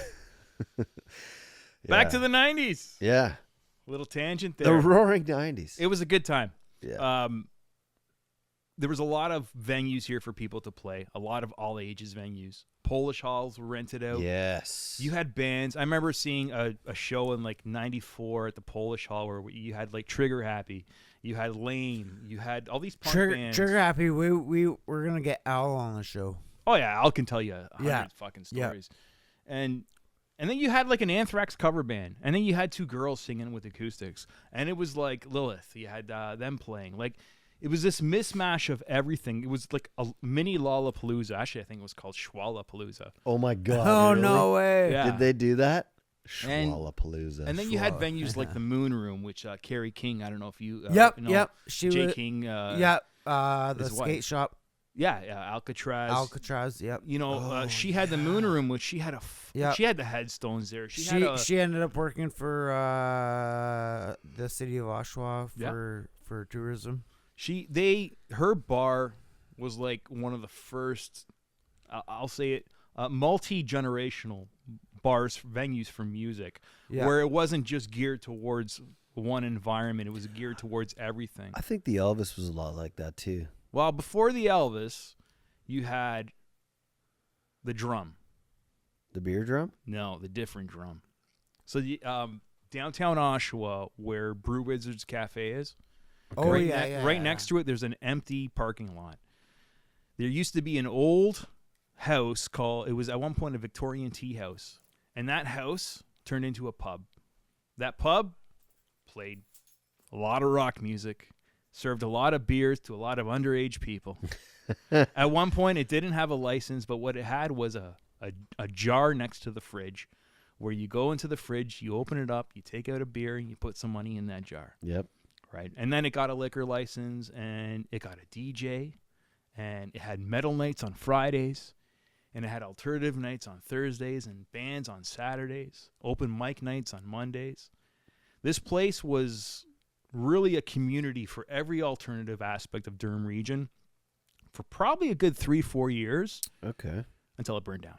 Oh, I wasn't around when this was around. No. If you meet anyone who was a regular at the Drum and you mention the Drum to them, they'll all have a smile on their face because it was the type of place where you would go. I was in college at the time, and I would go after school at like 2 p.m. with some of my books, sit down upstairs, do a little bit of homework, go downstairs, see Sarah behind the bar. Sarah, who now owns Berry Hill restaurant. Yeah. She worked behind the bar at the time. She was, I'd be like, Sarah, I'm hungry. And she'd make me a sandwich. Grilled chicken sandwich that they have on the menu now at Berry Hill. It was fantastic. I gotta try that out. College at that time in your life was far different than college in this day and age. I don't know. I haven't been to a school in years. Well, shit, that was what, 20 to 25 years ago? So it was 2000. I went to college from 2000 to 2003. Right, but you sat in a bunch of fucking boardrooms with a bunch of fucking people that you didn't know who were from a bunch of different fucking diverse backgrounds. Yes. And created a sense of community because you guys all had a shared interest, which was pass this course. Yep. And you got together with all the people in that course and you said, let's go to the bar on Friday. And now you don't sit in a class with a bunch of people. They don't do that now? Well, no. I mean, now again they do, but for the last 3-4 years during COVID and everything, online learning. And right? I don't know. It's not my thing. Well, shit. How do you afford college these days? You have a part-time job. You keep to yourself. You don't fucking party anymore because nobody can fucking afford to do it. And you didn't have, or you don't now have, nice hair, buddy. Did you just do your hair in the bathroom? No. Fucking girl. Oh, sorry, I can't say that. What are you talking about? Your talking hair. about going back to college. We're all going to enroll at Durham for basket weaving 101. Fucking all the courses they have there. Man, like, I just don't feel like, because I went to college twice. I went in 2004. And I had that same experience. Yeah. And then I dropped out. And then in 2011 to 14, when I went again, which is nearing 10 years later, it was already such a completely different culture. And I feel like whether it's college or fucking trying to get out into the working world or homelessness or just being youth in a certain demographic at a certain time of your life, it's really, really hard to make ends meet and try to get by. And you know what? Your outlet is going to fucking shows and being a punk rocker and picking up a fucking guitar and sucking in a garage for 5 years. I don't know. There was a time, I remember one day in my second year of college, I looked at my bank account and I had fucking it was like $72. And I had bills to pay. And I was like, fuck, man. And I had to go to the Drum. It was Drum Toonie Tuesdays, $2.25 for a beer at the Drum. Nice. And I bought 2 beers because that's all I could afford. Yep. I said, that's never going to happen again. And I got fucking 2 jobs. I got a part-time job as a stock boy, and then I started teaching guitar at a music store in Pickering. Cool. You know, What? there's ways around it. What music store? Legend Music. It's not around. Oh, anymore. okay. Yeah, I taught once a week. I had a full roster of students. It made me like $130. Then I was a stock boy at a lighting store part-time. In between classes, I would fucking drive up to the school, take a class, come back, and stock shelves. You know, I did what I could until I got an actual tech job for a few years. Right. But, you know, we got on a tangent there, but. That'll happen here. What were we talking about? I mean, we're talking about the 90s, and then we got into the 2000s. All right, let's talk about the future and trying to recreate the type of now Now my audio works on the fucking podcast. Trying to recreate the type of community that we had. So let's turn this around. Is it going to happen again? Okay, this is something different or better going to happen? This is the problem we have now, is that outside of the pandemic, the community was in a downward spiral before that, and this has pushed it over the edge. I've seen this because I've been in the environment. I've been in the scenes of the bar system, bands, entertainment for the last 25 years. Ever since I was, 15, 16, sneaking into bars. Yep. 14 years old, sneaking into the Purple Onion downtown Oshawa to see Harem Scarum play. On a Wednesday night. I think I might have been at that show. Yeah. Right? Like, I had long hair, a leather jacket. I think I might have been 4. Yeah. And the one thing I know is that everything does come in waves, but there's always support for that second wave or third wave or fourth wave to come in. We need that support here. But you know what? I just hope we don't have fucking old dad gatekeepers that are like, this isn't punk, showing up to the bars and fucking causing shit. It's not that. We just don't need that. So I said I ran into Nate at Home Depot, of all places, because, we're old now. I ran into Nate, who owned the Mustache Club. Yep. And we were talking about the bar scene. And he said, you know what? I'm looking at, every once in a while I look to see what's available and stuff. He goes, I get the itch. Maybe I should open up another bar. Yeah. I looked at him. I said, who are you going to get to play it? Yeah. Because Jacob at you don't know anybody anymore. The Biltmore, he posts online, says, hey, any local bands want to come play? Yeah. Jacob was the sound guy at the Mustache Club. He was the other second owner, yeah. Right. So he's doing sound now at the Biltmore, and it's like, are there any local bands? Yeah. There aren't. Because we lost the all ages venues. We lost the regular venues, and the youth that turns into the next generation of musicians turns to technology now in order to get their music across. Multi-tracking basement dwellers. Well, we have a Juno and a Grammy winner from Oshawa. Yep. Who's never played a show in Oshawa. What's his name? The R&B singer. There's a Juno-winning band called Dizzy. All these young people. Okay. They're like in their early 20s. They never played gigs. They got their contracts off of TikTok, off of YouTube, off of Instagram. Jonas Brothers. And this started. This started with. It started with SoundCloud about a decade and a half ago. Yeah. SoundCloud's cool. And it was all the hip hop artists. Yeah. Because they're sampling and they're can get by everything themselves. off of there. They're Yeah, in their absolutely. bedroom by themselves. They come up with a beat. They come up with a bunch of lyrics, and then they end up getting a bunch of fans. Yeah, it's just like how Chris Cross started. Yeah. But who's going to open mics? Who's right? So do you know Will? I don't know how to pronounce his last name. Surfils? the guy who does the Surfless. open mics at the Atrio? Yeah. I don't know him, but I've seen his okay. posts. Yeah. Yeah. He does a lot of open mics.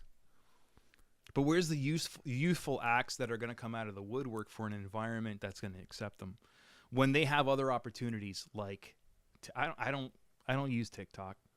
I think I'm past that point. I don't either. No. The new people are getting big, and they're getting their careers, and they're getting their starts off that new media. Yeah. And the I'll say it. I'll use this term. The legacy media that we are involved in. Yeah.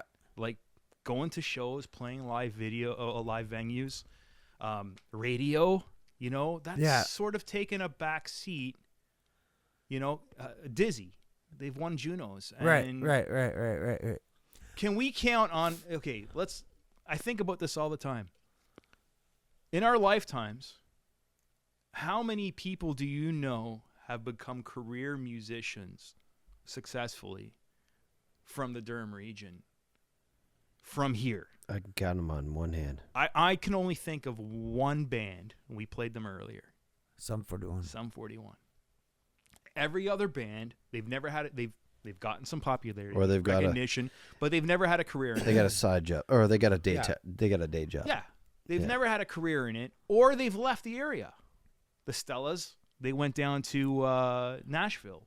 You know, you have other bands that Yeah, go down to yeah, LA to become yeah. big and stuff. But nobody's ever been homegrown from this era to get that notoriety where they can actually have a career. And I'm Yeah. not talking about be superstars. Right. I'm just Crownlands? saying a career. Crownlands, do they have a mortgage? Do they have a house? Or are they living in a basement apartment somewhere? Crownlands was. They're doing well. Their music's fantastic. Were Yeah. they originally Price to Pay? No, I think they're just the two. The one guy mixed the awareness at the Mustache Club. Yeah. But were they Price to Pay? I have to look don't at know. Nick's cheat sheet. They're No, good. I don't think. Yeah, they're great. They're a Remember good he band. had They're a, two And piece. they have the Right. potential of But I know the standstills, like those guys got day jobs. Yeah. You know? Oh, for sure. Every band fucking. pretty It's, much has it's day like jobs. almost impossible to like, unless you're like a 1 in a million. Fuck. Even I think the Planet Smashers have day jobs. Yeah. You Yeah. know? Like Damn. it. Yeah. You have to. Okay, so let's take it back to Take it back. we're looking at the big picture. Can you have a career in music? Can you have a launch pad in music from this area, from this environment? If you don't have the support by having places to play and by having an environment around you to grow. Right. Right now we're seeing people become Right. big and have that career without that environment. For sure. So if we come back to, let's say, a situation like now, the music hall opening a 3-level venue, Yeah. you know, who's going to play it? Your main level, you can bring in the bigger acts like Against Me and you know, the Headstones. Things like that can come through because they're used to playing 1,000-seat venues. Yeah, And, yeah. but who's going to play the basement that holds 500 people? You know, are there new bands that, you know, 18, 19, 20-year-olds that are going to have? I know when I was in the Undergods and we played the Dungeon and we'd have think 200 people so. out, you know, I don't know if that's going to happen now. I don't know. I would like to I still want to help the indie scene. I still want to bring back the Oshawa indie scene.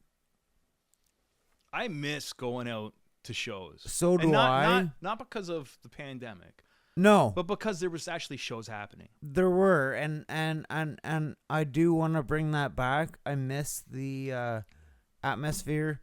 I think there are a lot of bands out there trying, and they just don't know where to go for shows because there are no venues. So I think if there is a venue where bands can get out and play, Field of Dreams. If you build it, they will come. right? I've always believed in that. Yeah, It's for always sure. been a motto for me. For But sure. So you have to weather the storm until they come. So if we can get the dungeon going, like the basement. Yeah.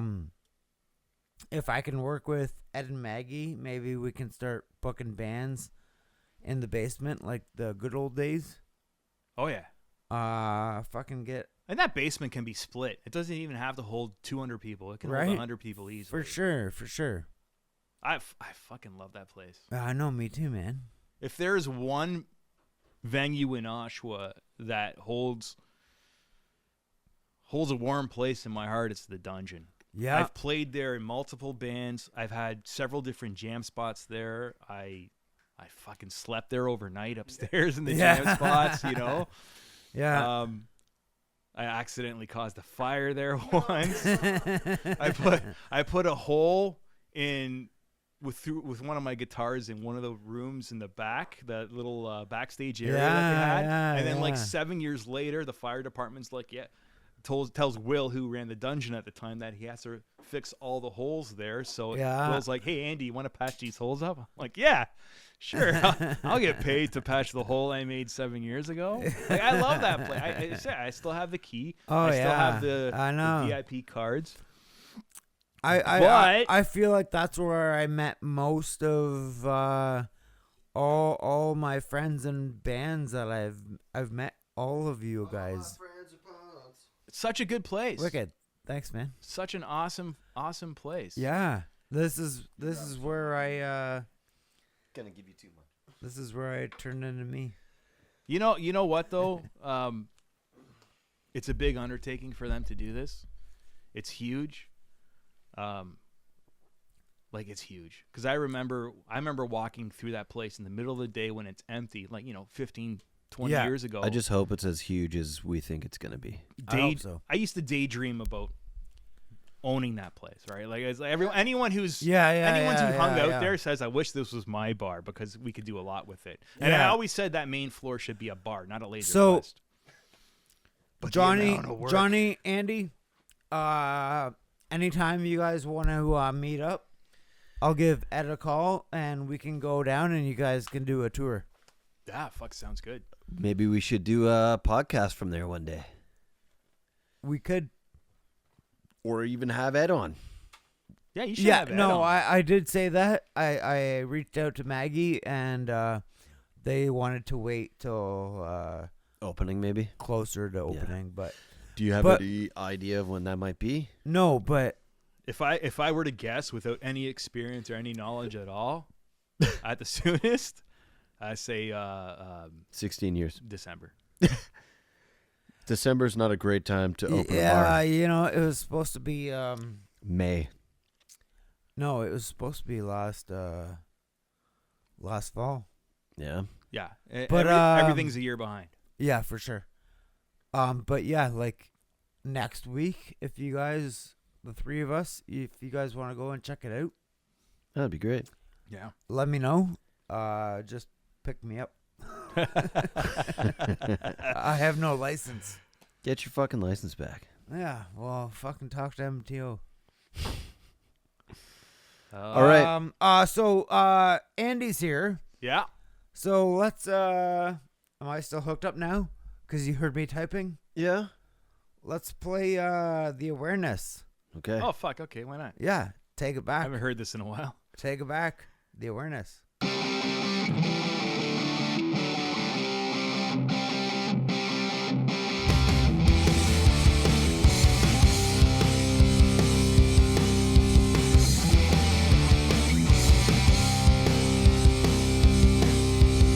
This is the same, I know how it ends.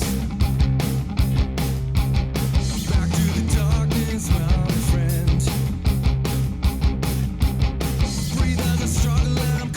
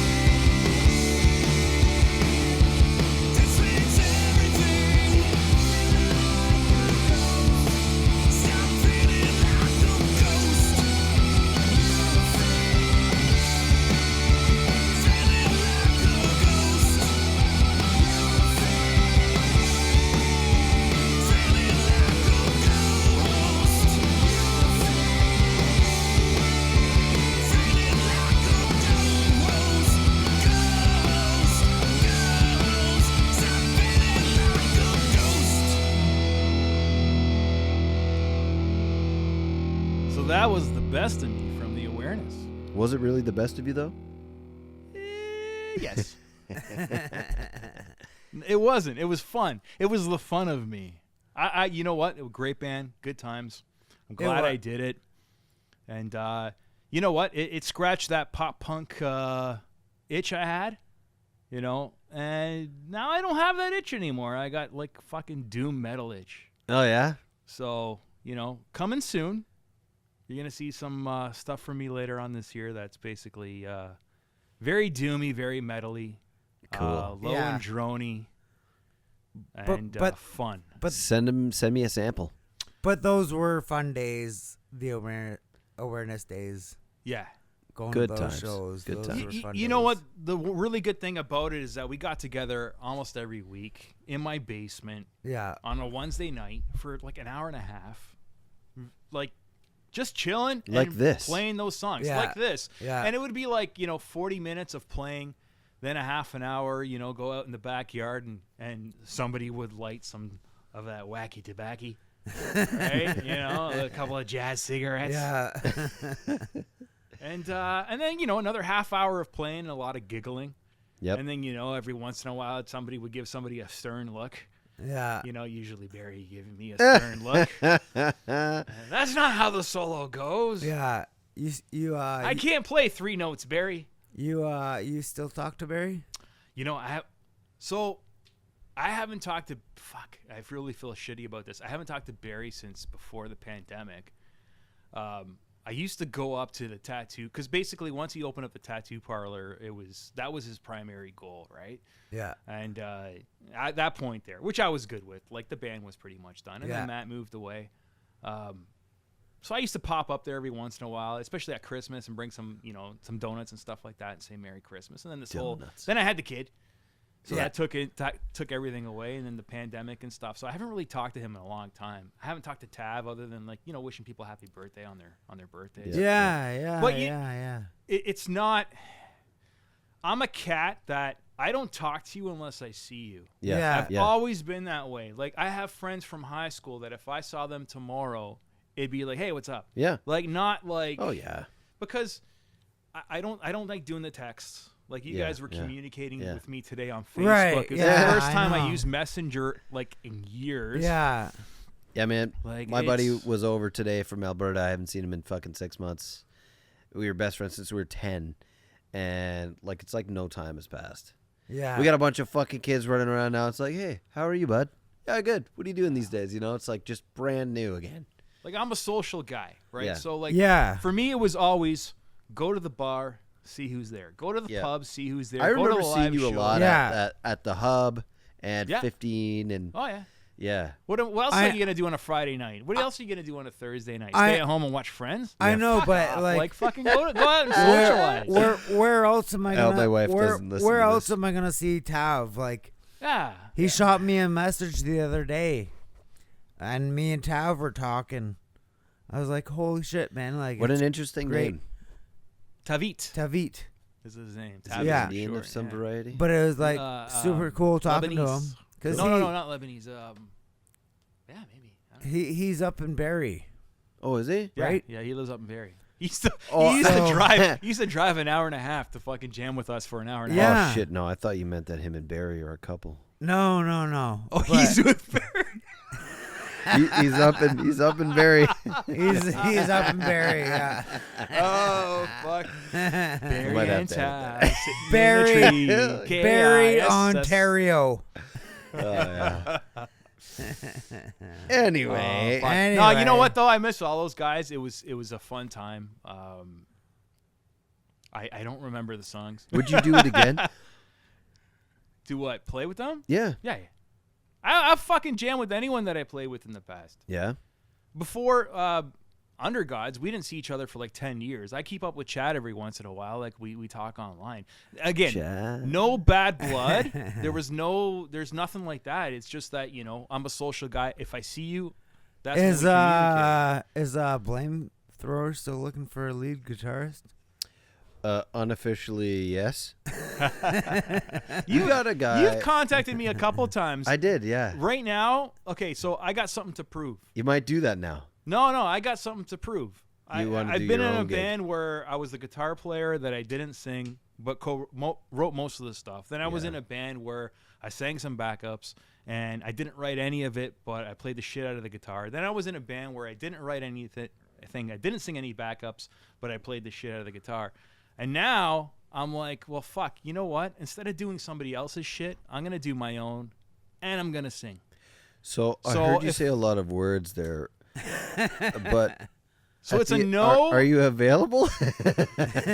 Well, when my son sleeps out throughout the whole entire night, and I actually have some time to myself other than the 3 hours. What are you guys doing for sleep training? Anything? No, nothing. Okay, I'd like to offer the resource of my wife, who's really fucking great at Jameson. training kids to sleep. We had really good time with Jolene. Yeah. The first year was uncomfortable on and off. Yep. And then it was great. She sleeps throughout the whole entire night. Yep. No naps in the daytime. He is on the exact same trail as her. Right Okay, now good. he goes to sleep at 10. Oh no, he goes to sleep. Yeah, we have his last feeding at around 10:30. Okay. And he wakes up at 3:30 in the morning. We cuddle him for a bit, and then he falls asleep again, and then I wake up, go to work. Can I don't think ask he you wakes if it's up. breast or bottle? We're done with breast. Now we're back on. We're done with breast milk. Now we're on formula. Yes. Jolene Well, took breast milk for 9 months. Yeah. Then we moved on to formula once that stopped. And Oh, then we with did. him, We did was a lot formula earlier. from 2 weeks old. Both kids. We were able to get for 4 months of breast milk. Yep. Using a pump. What's your kid's name? The next one. Atticus. Atticus. Atticus Bowie. Yes. All right. Yeah, and Jolene Dillon. Oh yeah, cool. Yeah. Music names. Punkrock.com. Very traditional, very traditional Italian names. Oh yeah. Yeah. for sure. Mary. No, he's doing good. Like he's a big boy. 5 months, eh?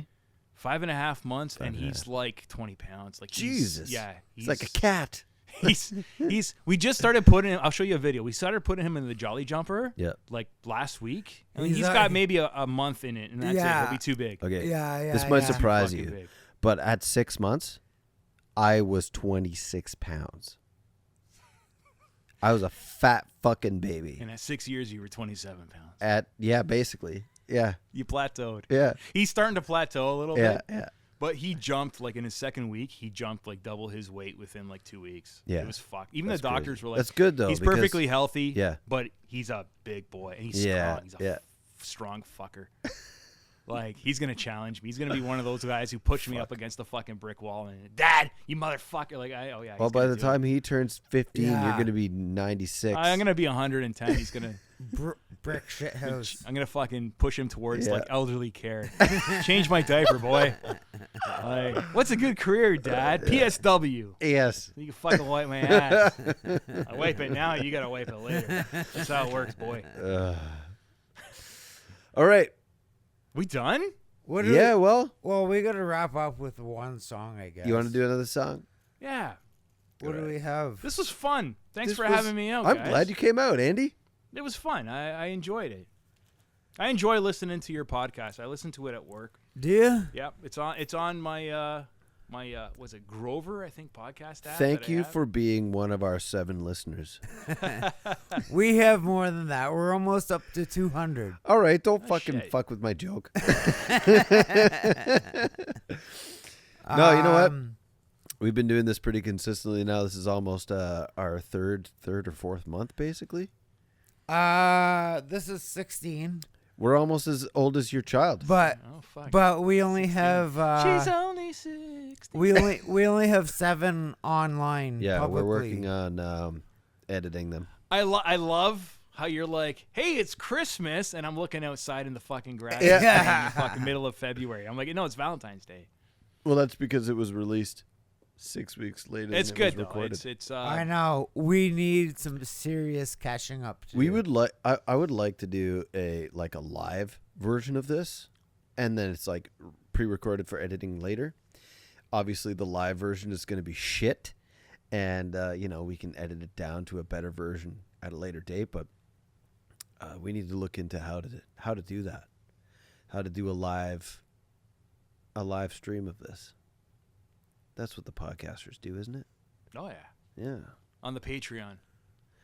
We need to Sign up for our Patreon. Yeah. It's only 10 cents a month. We need a cameras of each of us too. Are you looking up a song? Yeah. Or are you trying to have a shit in your diaper? No. I just really don't know. How to work an iPhone?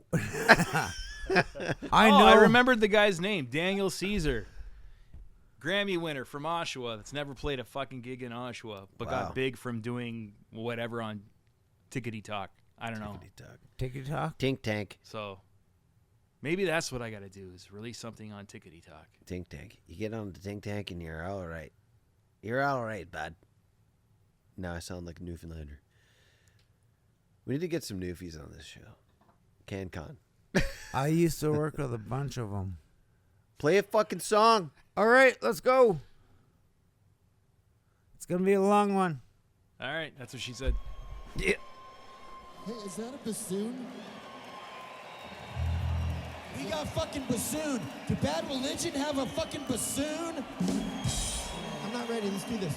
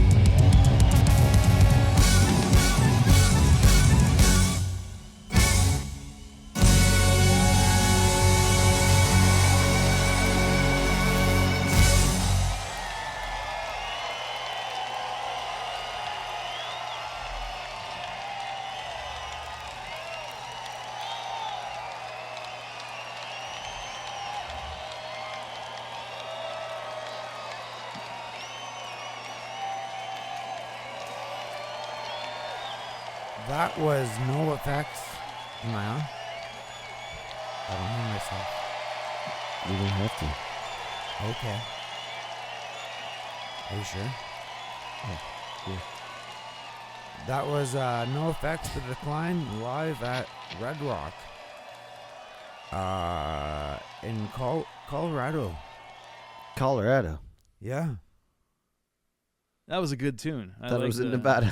With Yeah. with an orchestra.